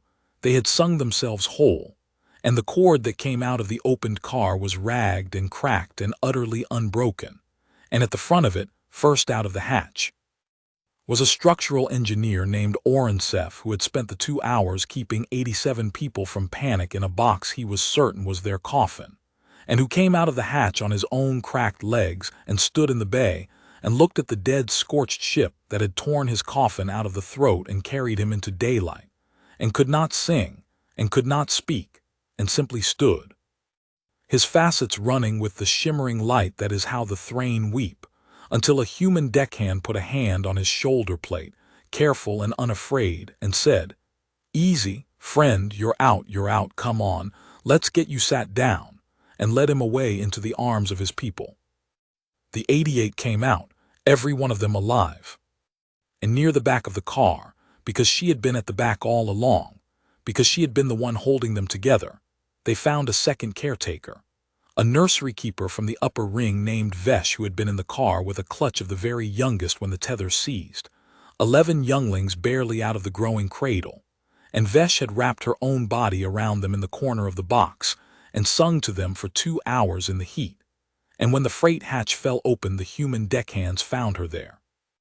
Cracked all down one side from the heat, she had put between the star and the children, still singing, and the 11 younglings alive and whole in the shelter of her broken body. And one of the human medics who had come over from an escort knelt down by her and said, "Ma'am, I've got you, let go. We've got them. You can let go now." And Vesh looked at the human with her clouded, cracking facets and did not let go of the children until every one of them had been lifted safe out of her arms.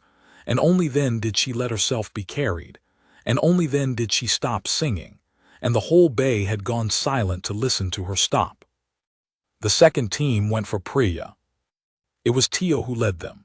Tio Barrows, who had loaded 4 descents and passed 88 people across a mated hatch, and who would not sit down, would not be checked, would not do anything but get to the aft, and the Thrain cutting crew went with him and put their star cutters to the slagged hatch that sealed the aft section, and cut through it in 90 seconds that Tio would later say were the longest of his life, longer than any of the descents.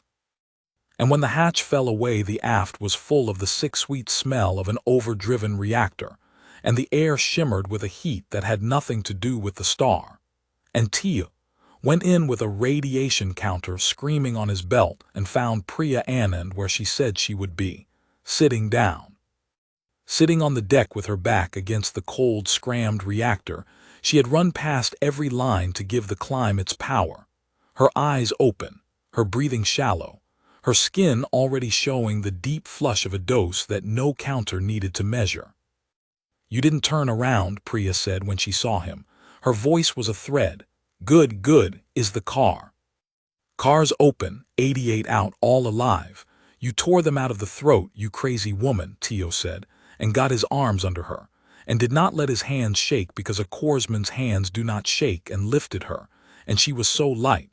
She had always been so light, the small fierce engineer who had put out a fire with her hands and run a reactor past the edge of the world. "Come on. Come on, Priya, we're getting you out of here. We're getting you to a real medbay. The flagship's got a real medbay, they've got." "Tio," Priya said, "don't lie to me, I've read the same counter you're reading. I know what a dose like this is." She almost smiled. "I'm not scared. I want you to tell the captain I'm not scared. I did the math an hour ago, I told you. I've been standing next to what a pull costs since the second run, and I decided again, 88 people, Tio, 88, and 11 of them were babies. They told me on the way over, 11 babies in that car, and I'd run that reactor past the edge of the sky 100 times for 11 babies, and I'd never once ask anybody's permission." Her thread of a voice steadied. "So don't you dare be sad in front of me. You carry me out of here proud, or you put me down and get somebody who can. Those are the choices." "Proud it is," Tio said, and carried her out proud, out of the dead ship and across the flagship's bay through a corridor of Thrain who parted for the human being carried, and did not know yet what she had done, and would know soon and would never forget. And into the flagship's medical bay, into the hands of the same Thrain physician who had received the medical span, who took one look at the human woman and the screaming counter and understood, and who did the thing that would become the first line of a story the Thrain told for 1,000 years after. He called for the 11 youngest of the car, the 11 babies Vesh had wrapped her body around, and he had them brought to the medbay. And he laid them in a ring around the human engineer who had torn them out of the throat, close but not touching, because the Thrain believed that the young, who drink light to grow, also give a little of it back, and that a body dying in the dark can be eased by the light of the young even when it cannot be saved. And he did not know if it was true for a human. No Thrain had ever tried it for a human, but he did it anyway, because it was the only medicine he had that was worthy of her. And Priya Anand spent what everyone in the bay believed were her last hours in a ring of 11 crystalline younglings, whose lives she had bought with her own, all of them glowing softly with the light they had drunk from the star she had flown them out of. And she was not, in the end, afraid. Junia Vale found her crew before she let herself feel anything. That was the discipline she had built the whole day on, and she held it a little longer. She came off the dead lantern last, the way a captain does, and she walked the flagship's bay counting her people the way she had counted seconds all day. Cole, sitting on a crate with his hands finally shaking now that there was nothing left to fly, alive. Tio, refusing to be checked, already moving among the survivors with a Thrain medkit in his hands because the man did not know how to stop, alive. And Priya in the medbay, and Junia went to the medbay and stood in the doorway, and saw the ring of 11 glowing younglings around her engineer, and understood what the Thrain physician had done and what it meant, and came and knelt by Priya's head. "Hey," Priya said, her voice was almost gone, "you flew a good ship." "You ran a good reactor," Junia said. "Damn right I did." The engineer's eyes found her. 88 Junia, and 11 of them are right here. Look at them. They're glowing. Did you know they glow? A long breath. I got to save 88 people and then lie down in a ring of glowing babies. That's a good end. That's a better end than I ever thought I'd get on a water plant contract. Don't you dare turn it into a sad one. Don't you dare. I won't, Junia said, and held her engineer's hand, and did not turn it into a sad one, though it was the hardest thing she did all day, harder than the order not to turn around, and she stayed there in the ring of light until Priya Annan's breathing, which had been so shallow for so long, went shallower, and then went slow, and then, with the stars borrowed light glowing softly all around her from the 11 small lives she had bought, stopped. The 11 younglings, who drink light and give a little back, brightened all at once when she went, the way they do when a body near them lets go. The Thrain say it is the young giving the last of the light back to speed the passing, and then dimmed, and the medbay was very quiet, and Junia Vale sat with her dead engineer in a ring of alien children on a stranger's ship above a furious star, and finally, quietly, let herself feel the whole day. She did not let herself feel it for long. She was a captain, and she had 2 crew alive and a report to make, and 429 people who were alive because of her ship, and grief could wait its turn the way everything waited its turn behind the job. She closed Priya's eyes. She thanked the physician, who could not answer her, who was doing the shimmering light weeping openly, a Thrain doctor weeping for a human he had known for 1 hour and would honor for the rest of his life. And she stood up and squared herself, and went to find whoever was in command, to report, and to find out what became of a ship's captain who breaks another people's oldest law. Selu did not send for the captain, Selu went to her. It would have been within her right, as coordinator, to summon the human to the watch deck, or to wait in the dignity of her post for the human to report. She did neither. She left Issa in charge of the deck. The young reader had earned it a dozen times over across the long day, and she took a transit pod to the flagship, and she walked its corridors past the survivors of the underspan and the car, past her own people who were alive, 429 of them, alive in rows along the flagship's corridors, being tended, being counted, being held, and every one of them alive because a stranger had refused an arithmetic that Selu had accepted. And she walked past all of them to find the stranger, and say to her face, the thing she had put wrong into the permanent record at the worst moment of the worst day. She found the human captain outside the medbay. The human was younger than Selu had expected. She had built a picture across the long day of the voice on the channel, and the picture had been of someone older, someone weathered, and the reality was a young woman with a soot-streaked face and exhausted eyes and a stillness about her that Selu recognized because it was the same stillness she wore herself, the stillness of someone who has spent everything they have on holding steady and has just enough left to keep standing. For a moment Selu could not speak. She had come all this way to speak, and now that she was here, in front of the young captain, with the corridors behind her full of her living people, and the medbay behind the captain holding a human dead of the saving of them, she found that she could not lift her facets to the woman's face. She, coordinator Selu, who had commanded a watch deck for 40 cycles and never once looked away from a hard thing, could not look at the human. The shame of the log entry sat in her like a fracture. She had called this young woman a coward, had spoken the worst word her people had into the record of her people.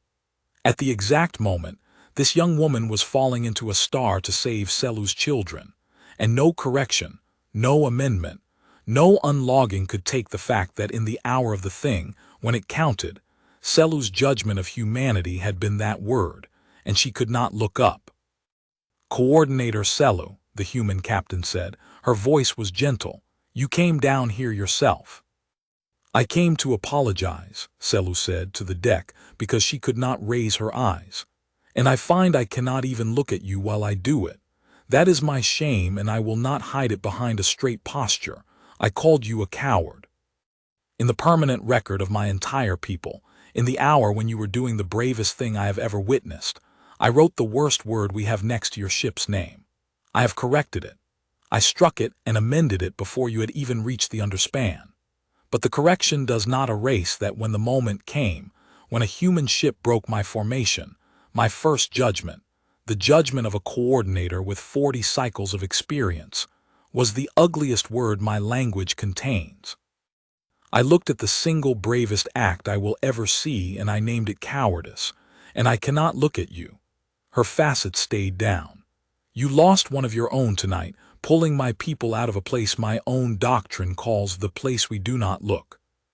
You have paid a price for my children that I will never be able to answer. And the last thing I have any right to do is stand here and make my shame your burden. So I will say it plainly and then I will go. I was wrong, Captain. I was wrong in the record and I was wrong in my heart, and I am more sorry than my language has the shape to say, and I will spend the rest of my cycles making certain that when my people tell this story, the word they remember beside your ship is not the one I wrote first." The human captain was quiet for a moment. Then she did a thing Selu did not expect. She lowered herself slowly until she was crouched down at Selu's level, so that when Selu's downturned facets could not rise, the human's face was already there, waiting, patient, at the height Selu's eyes had fallen to. "Coordinator," Junia said, "look at me. Not because you have to, because I'm asking and you came all this way, and I think you should hear this looking at me instead of at the deck." And Selu, who could not lift her facets, found that she did not have to lift them, because the human had come down to meet them, and so she looked, at last, into the young human's exhausted soot-streaked face, and the human looked back at her without a trace of anger. "You want to know what a coward is," Junia said. "I've thought about it a lot because it's my whole job to not be one, and I've been scared every single day I've ever flown. A coward isn't someone who's afraid. Everybody's afraid. A coward is someone who lets the fear make the call. That's all it is. And you didn't do that today. You did the opposite. You stood on that watch deck, and you gave the order that held 11,000 people alive, which was the right order, and it cost you more than being afraid ever could have. And you gave it anyway. And then, when a stranger's ship broke your line, you didn't panic and you didn't freeze. You unlogged your own entry mid-crisis, and you turned your whole watch deck into my eyes, and you flew 4 descents with me from the ground, and you never once wasted a second of my time protecting your pride. And at the end of it, when it was one of your own laws against one dead ship of mine, you stood up in front of your whole people, and you ordered them to break 1,000 years of doctrine to turn back for me." She held Selu's gaze. "That's not a coward, coordinator. I have never in my life met anyone less like a coward than you. You wrote one wrong word in a bad minute, and then you spent the rest of the day being braver than the word could ever measure. So I'm not going to accept your apology because you don't owe me one. What I'll accept is this: quit looking away from me. You've got nothing to look away from. Look at me and let me thank you because you saved those people too. You think I did it alone. I couldn't see the tether. I couldn't see the corridor. I couldn't call the flex in your spine. I flew the ship. You flew everything else. We did it together and I lost a friend doing it, and I am not going to let her death be the thing that made you afraid to look me in the eye. She'd hate that. She'd hate it more than anything. So look at me." Selu looked at her. "There," Junia said gently. "That's better. Now, is there anybody in charge here besides you who I need to report to, Or do you people do the sensible thing and put the smartest one on the radio?" And Selu, to her own astonishment, made the sound the Thrain make that is closest to a laugh, a low bright chime in the crown facets, cracked and exhausted and utterly involuntary, the first light thing that had come out of her all day. "Anchor Master Veith commands," she said. "He is on his way here. He asked me to bring you to him, and instead I came to apologize before he could, because I did not want him thanking you on behalf of our people before I had answered for what I put in the record on behalf of our people. But he will want to thank you. They will all want to thank you, Captain, and you are going to have to bear it, because you have done a thing to my people tonight that they will be trying to thank you for 1,000 years from now." "I'm not very good at being thanked," Junia admitted. "I know," Selu said. "I heard you all day trying to turn every thanks back into a work order. It is a very human way to carry a thing too heavy to hold, but you will have to hold this one, Captain, because it is not going to fit into a work order. Come. Veith is waiting, and after Veith the whole convoy, and after the convoy, I think, after the convoy my whole people, for a very long time.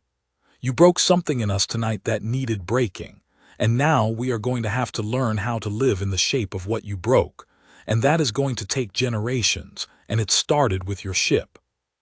Anchor Master Veith met them in the flagship's forward hall, where the light of Asin came through a long viewport, no longer furious now that the front had passed, softened to a bright clean warmth that fell across the crystalline crowd gathered there. Survivors of the underspan and the car, officers of the convoy, the whole living weight of what the day had cost and what it had saved. And when the human captain came into the hall, the crowd did a thing the Thrain do only at the deepest moments, a thing Selu had seen only twice in 40 cycles. They sang her in. Not a chord of grief and not a chord of fear, but the old welcoming resonance, the one a Thrain community makes for one who has come home from a long, dangerous voyage, 429 crystalline throats, and all the officers besides, filling the hall with a low, warm sound that Junia Vale felt in her chest before she understood it. And when she understood it, when she understood that a people who had a word for a ship that turns back and calls it enemy were singing a human the song they sang their own returning children, the captain's careful stillness finally, quietly, cracked, and she stood in the doorway of the hall with the song washing over her, and let the tears come, because there are some things too heavy to turn into a work order, and this was one of them. Veith waited for the song to finish. Then the old officer, who had held the line for 1,000 people's sake and never called it wrong, came forward, and he did not offer the human a hand or a bow or any of the forms, because he understood that the forms were too small. He simply stood in front of her, old and dry and honest, and he said what he had to say. "I gave the order that would have killed them," Veith said. "You need to know that I know that. I'm not going to stand in this hall full of the living and pretend I was secretly on your side. By my doctrine, the underspan was lost, and I ordered it lost, and I would give that order again with the ships I had, because the doctrine is not wrong for the ships we have. It is only wrong for the ship you are. And that is the thing I have to say to you, Captain, the thing that matters more than thank you, though I will say thank you too, 1,000 times for the rest of my life." He gestured at the crowd, at the living, at the light. "For 1,000 years we believed that turning back was death, and we were right. Every time we ever turned back, we died, because we did not have a ship that could turn back and live. And so we built a law on top of a fact, and we called the law tide discipline, and we called the ones who broke it tide breakers, and we taught our children that the worst thing a person could be was one who turns back. And the law was true, and the law was necessary, and the law kept us alive." His voice dropped. "And the law was also a cage. Because the day finally came when a ship arrived that could turn back and live, your ship, and our first response, our deepest instinct, the thing our coordinator wrote into the record before she could stop herself, was to call it the worst word we have. We were so certain that turning back was cowardice that, when salvation itself turned back for us, we could not see it as anything but the enemy. That is what your doctrine does to you when it hardens from a wisdom into a law. It makes you unable to recognize your own rescue. So here is what we are going to do, Veith went on. And now he turned so that he spoke not only to the human, but to the whole hall, to the convoy, to the record that Issa was keeping live from the watchdeck above. We are going to keep the tide discipline because it is still true, we still do not have your ships, and the next time Asim breathes, a Thrain who has learned the wrong lesson from tonight and breaks the line in a heavy transport will still die for nothing and take a crew with him.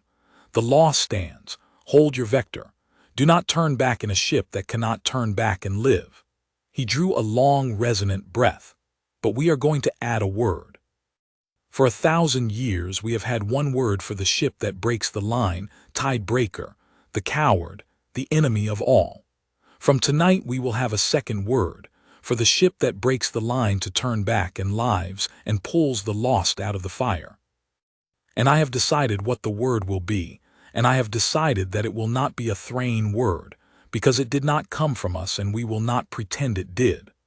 The word will be the name of the ship that taught it to us. From tonight, in the language of the Thrain, the ship that turns back to save, against the arithmetic, against the law, and brings the lost home, that ship is a lantern. And every child born on this anchor from tonight until the star finally dies will learn two words on the same day. The tide breaker, who runs from the line to save itself, and the lantern, who breaks the line to save everyone else. And they will learn that the two look exactly alike from a watchdeck in the first terrible second, a drive flipping, a ship leaving formation, and that the whole of wisdom is in learning to tell them apart before you write the word down.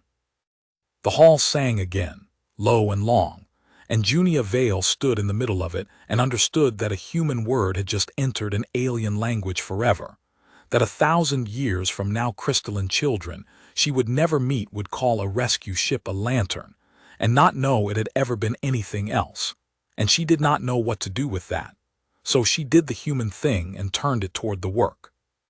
Then use it well, she said when the song had faded. That's all I'd ask. My engineer died pulling that car out of your throat, and the only thing that would make her angrier than being called a hero is being turned into a statue nobody learns anything from. So if you're going to make my ship's name into a word, make it a word that does something. Make it the word that gets said on the next watchdeck, on the next bad day, when there are people in the fire and the model says nobody can reach them. Make it the word somebody speaks right before they figure out the 12th way. That's what she'd want, not a monument, a tool, something you reach for. She paused. That's the most human thing I know how to tell you. We don't build many statues. We build the thing that does the job and we name it after the person we lost, and then we use it until it's worn smooth, and that's how we carry them. So carry her like that. Carry all of them like that. And Veith inclined his old cracked crown and said, We will carry her like that. And it was, in the end, the truest promise made in that hall, because 1,000 years later it was still being kept. The lantern herself was dead, and could not be saved, and everyone knew it. She hung in the flagship's dorsal bay, scorched down to bare metal in a dozen places, her starboard shield arc a ruin, her reactor cold and slagged, her aft section a sealed tomb they had cut open and would seal again. She would never fly. There was no repairing a hull that had been through what she had been through. The humans knew it and the Thrain knew it, and there was a brief practical conversation, the kind that happens after every disaster, about what to do with the wreck. The humans, in their practical way, offered to have her scrapped. She was spent, they said, and a wreck was a hazard in a bay, and they did not want to burden the anchor with the disposal of a dead foreign ship on a day the anchor had lost so much already. It was a decent offer, made the way humans make decent offers, quietly and without ceremony, trying to be less trouble. The Thrain would not hear of it. It was Olith who said it, the old nursery keeper, who had held 240 people together with her voice across 3 descents, and who had earned the right to speak in that hall over any officer in it. She came forward on her cracked, exhausted legs, and she stood in front of the human captain and she said, You will not scrap her. You will leave her with us. We will take her down to the repaired anchor when the star quiets, and we will set her in the great hall of the underspan, in the tender heart of our home, in the place your ship emptied of our children and our sick and our old, and we will keep her there, not as a statue. A glance at the captain, acknowledging the thing she had said, but as the first lantern, the one the word is named for, and we will bring our young to stand under her scorched hull on the day they learn the two words. So that when they learn what a lantern is, they will be standing under the real one, and they will put their small hands on the metal that went into the fire for them, and they will understand that the word is not a story. It is a ship. It was flown by people with names. One of them died in the aft that we cut open, and we will keep the aft exactly as it is, sealed with her name on it, and no Thrain child will ever learn the word lantern without also learning the name of the woman who died being one. She turned her clouded facets to Junia. Give us her name, Captain. The engineer. Give us her name so we can put it on the aft, and we will teach it to our young for as long as the star burns. Priya Anand, Junia said, and her voice did not quite hold and she did not make it. Her name was Priya Anand. She put out a fire in my ship with her hands, and then she ran the reactor past the edge of the world to pull your children out of the throat, and she wasn't afraid. She told me to tell you she wasn't afraid. She died in a ring of your youngest with the light glowing all around her, and she said it was a good end, and her name was Priya Anand, and she was 34 years old, and she liked terrible music and worse jokes, and she never once in 6 years let me down. Put that on the aft. All of it if you can. She'd like knowing the kids had to learn about the terrible music. We will put all of it on the aft, Olith said. The terrible music also. Our young will learn that a lantern liked terrible music. It will make the word warmer. And the old caretaker did the shimmering light weeping openly, and reached out one cracked crystalline hand, and the human captain took it, warm flesh and cool silica, and they held on to each other for a moment in the bright clean light of the quieting star, the caretaker who went last and the captain who turned back, and neither of them said anything else, because there was nothing else, and the not saying was, once again, the loudest thing in the hall. The reply from Junia's own command arrived 11 minutes after she stopped needing it, which was to say, hours after it could have mattered, which was exactly what she had known would happen when she made the call alone. Cole brought it to her, half smiling in the wrecked way of a man who has flown past the edge of himself and come back. The relay message had finally crawled its way across the light lag from the human station, in answer to the authorization request she had sent at the very start, before the fall, before any of it. It was terse and official, and it said, in the careful language of people at desks who cannot see the fire, request to break convoy formation for underspan rescue is DENIAD, risk to vessel and crew unacceptable, hold assigned evac vector, await further instruction.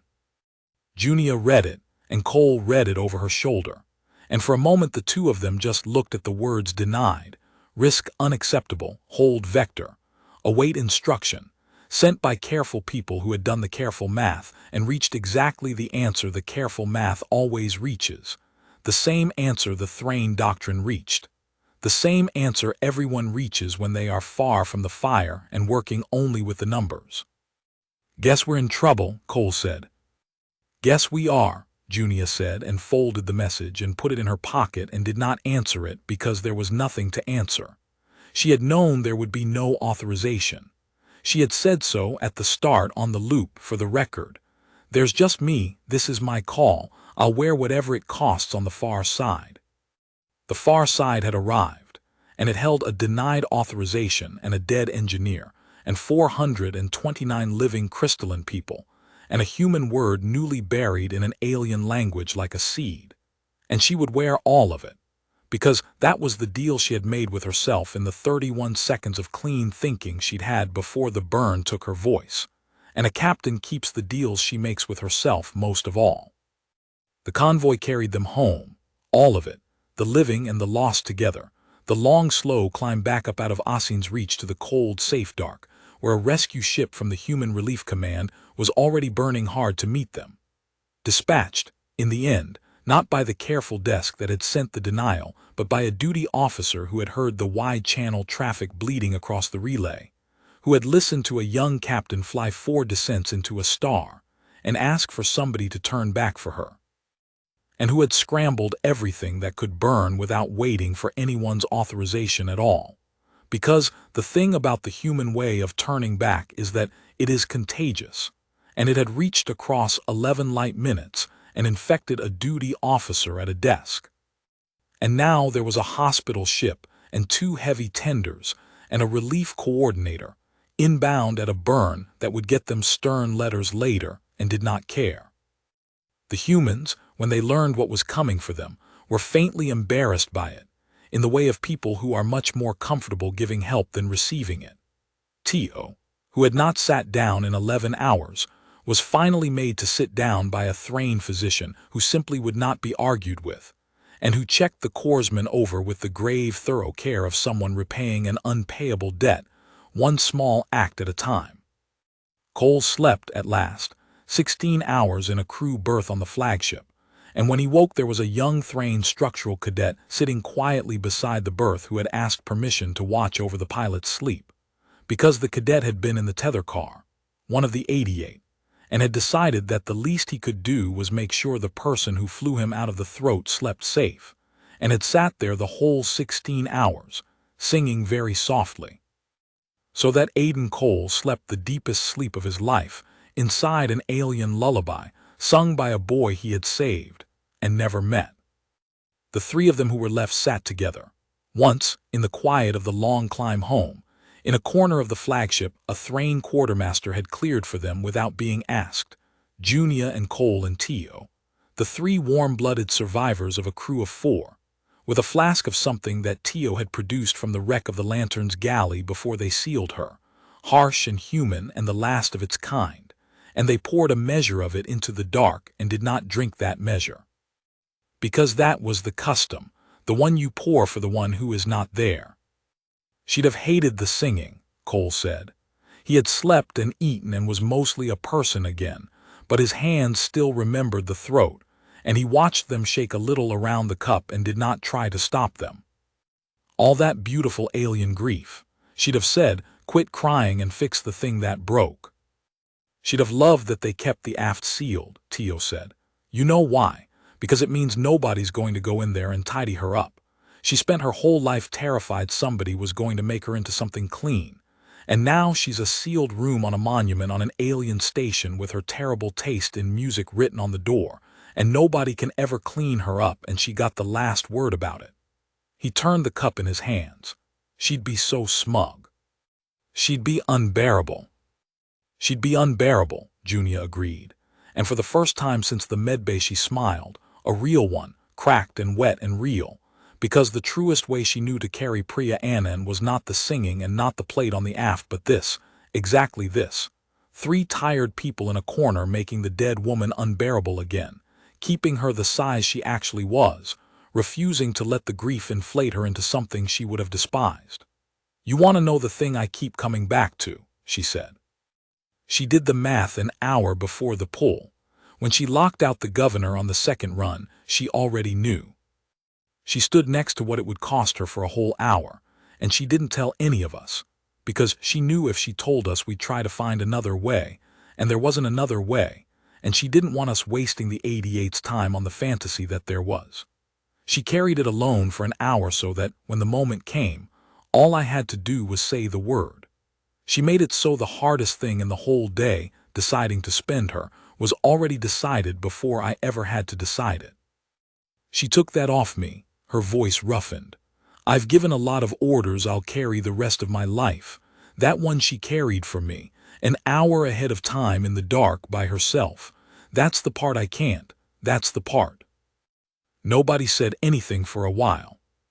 The star's quieting light came through a far viewport, gold now, gentle, nothing like the wall of fire it had been.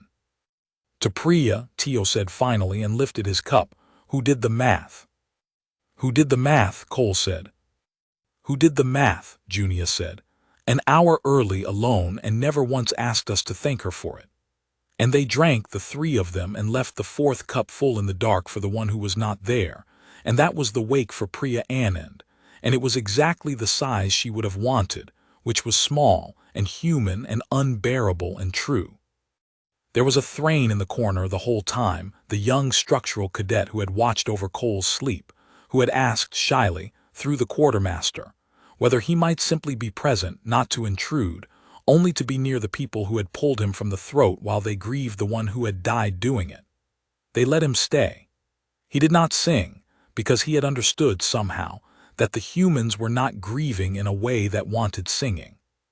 He only sat a little apart and kept a kind of quiet crystalline vigil, and when the three humans left their fourth cup in the dark and rose to go, the cadet stayed behind a moment and reached out, and touched one soft glowing limb to the rim of the full cup, giving it a little light, the way the Thrain give the young's light to passing, and then he too went out, and left the cup glowing faintly in the empty corner, a small human ritual and a small Thrain one laid gently one atop the other.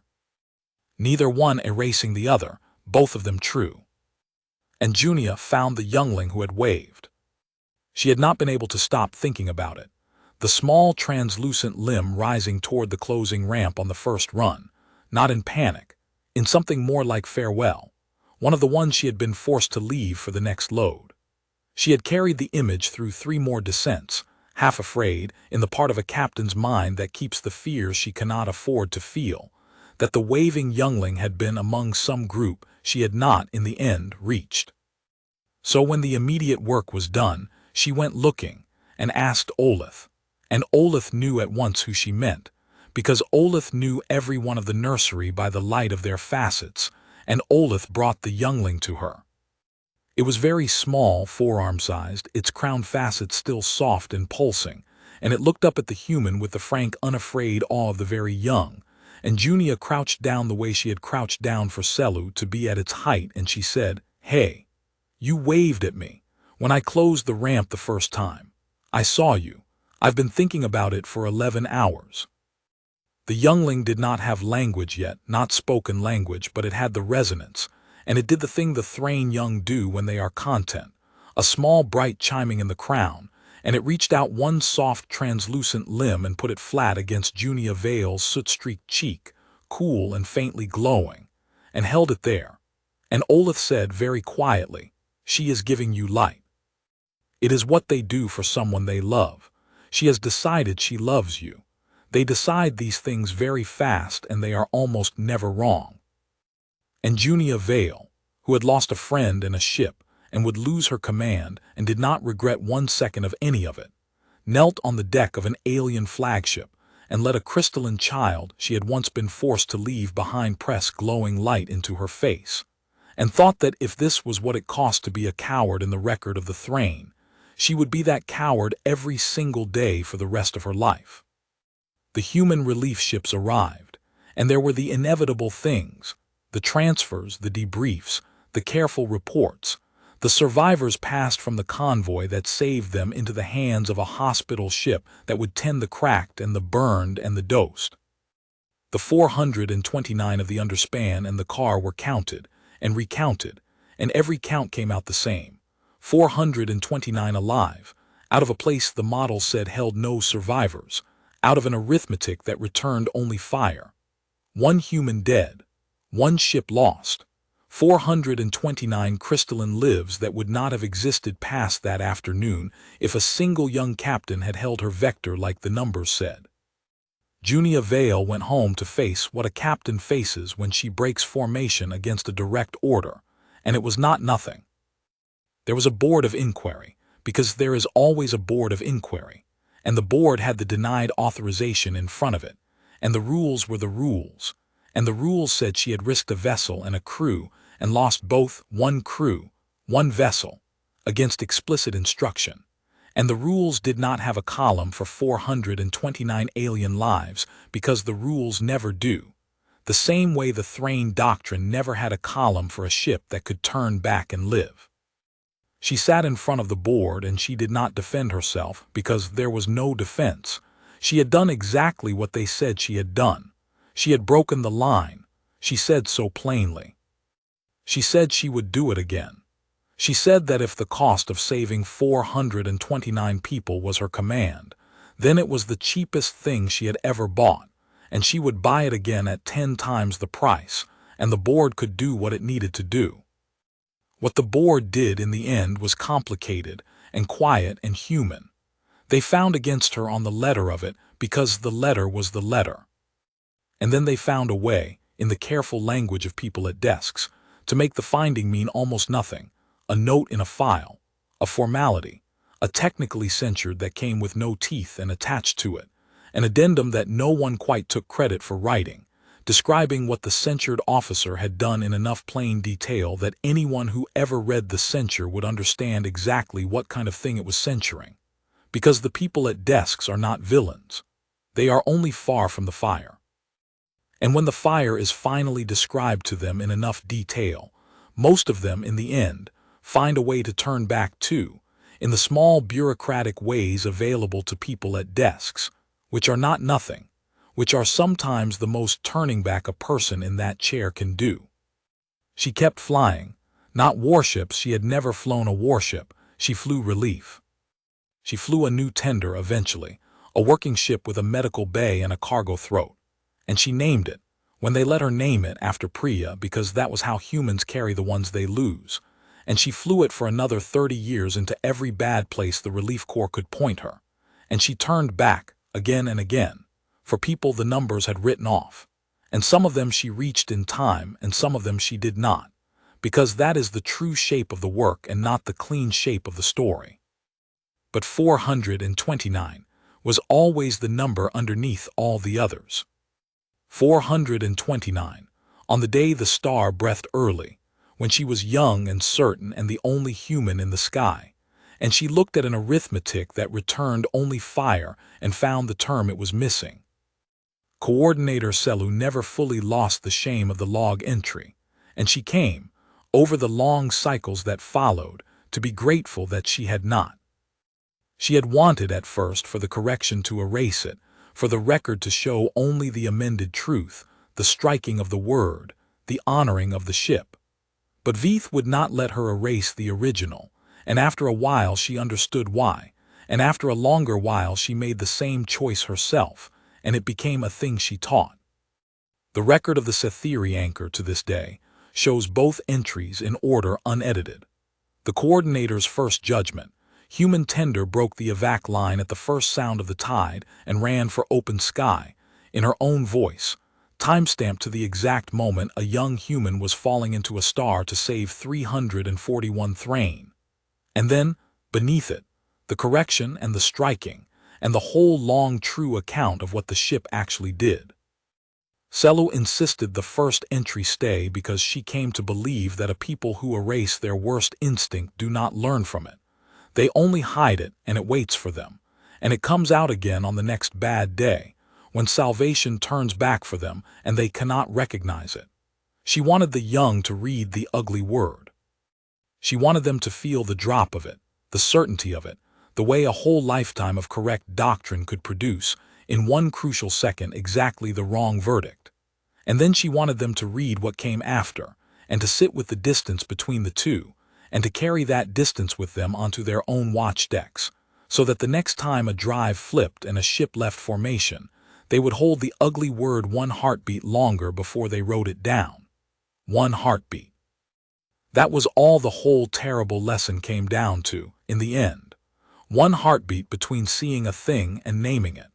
The humans had bought the Thrain that heartbeat with a ship and an engineer's life, and Selu spent the rest of her career making sure her people did not waste the change.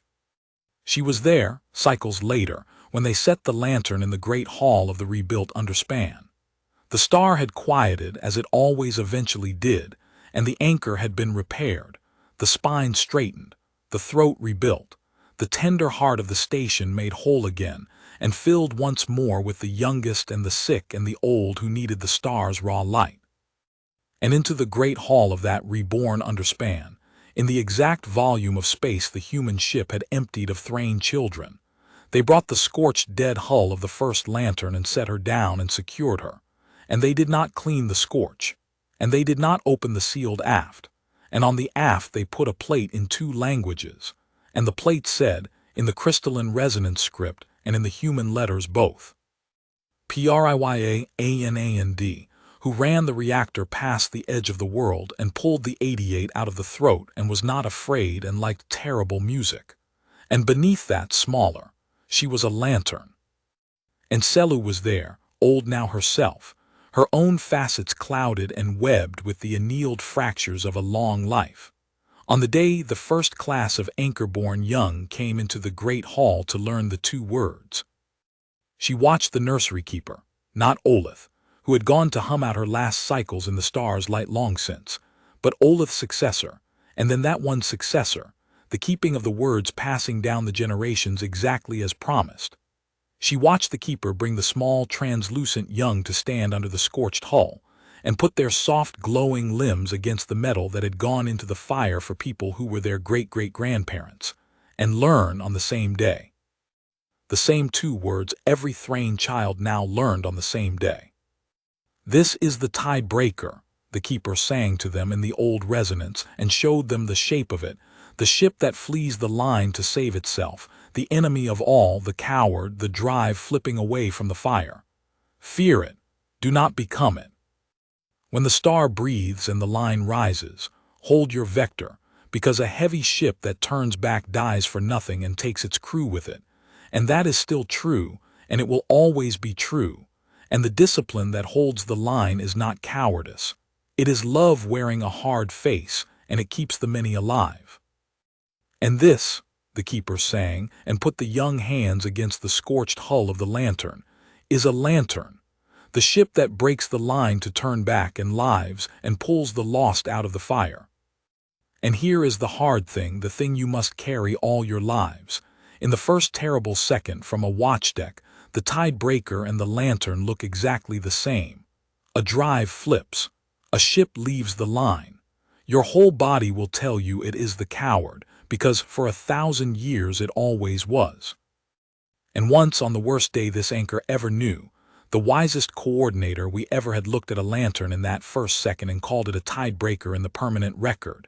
And she was not a fool and she was not a coward. She was the best of us, and still she got it wrong because the instinct is that strong. So this is what you will learn under this hull. When the drive flips, when the ship leaves the line, when your whole body screams the ugly word, you will wait. 1 heartbeat. You will hold the word 1 heartbeat longer than your body wants to. And in that heartbeat you will ask, is it running from, or is it turning back? And you will not always be able to tell, and you will sometimes still be wrong, but you will have given the lantern its 1 heartbeat, and that heartbeat is the whole of what a human died to teach us, and you will not waste it. And the small, translucent young pressed their glowing hands against the scorched metal, and drank a little of the story into their soft, growing facets the way they drank the light. And one of them, there is always one, looked up at the keeper, and asked the question the young always ask, the question Selu had heard asked under that hull more times than she could count in her long life, the question that meant the lesson had landed. Did the coordinator ever forgive herself? And the keeper, who had been taught the answer by the keeper before her, who had been taught it by the one before that, all the way back to the first keeper, who had been taught it by Selu herself, gave the answer Selu had given, the answer that was carved now into the practice of a people, the truest thing the old coordinator ever said. She did not forgive herself, the keeper sang softly, and she did not want to, and that is why we can trust her. She kept the wrong word in the record all her life so that we would feel it too. She said forgiveness was not the point. She said the point was the heartbeat. She said, I cannot give you back the second I wasted calling her a coward, but I can give you the heartbeat I learned to hold afterward. And if you hold it, then the second I wasted bought something. And that is the only forgiveness that matters, not the kind you feel, but the kind you pass on. Selu, old and clouded and near the end of her own long cycle, stood at the back of the great hall on that day, unseen by the young, and listened to a keeper 3 generations removed sing her own words back to her under the scorched hull of a human ship, and felt the shame she had carried for a lifetime settle at last into the thing it had always been becoming, which was not a wound and not a forgiveness but a gift, handed down and down and down, one heartbeat wide. Outside the great viewport of the rebuilt underspan, the star that had breathed early hung quiet and bright, pouring its raw light across the crystalline young and the scorched dead ship and the two words they were learning. And somewhere far off across the dark, a woman named Junia Vale had long since flown her last relief run and gone wherever the ones who turn back finally go, and she had never known, she could not have known, that 1,000 years after she fell into a star to save 429 strangers, and alien people were still teaching their children her ship's name as the word for the thing she was, and were still holding, on every watchdeck in every bad hour, the single heartbeat she had bought them, and were still. Whenever the drive of some far ship flipped and left the line, and their whole ancient bodies screamed the old ugly word, waiting one beat longer before they spoke, and asking the question she had answered for them without ever meaning to teach it. Is it running from, or is it turning back? It was almost always, in the end, turning back. The galaxy had more lanterns in it than the arithmetic ever allowed for. You only had to hold the heartbeat long enough to see them.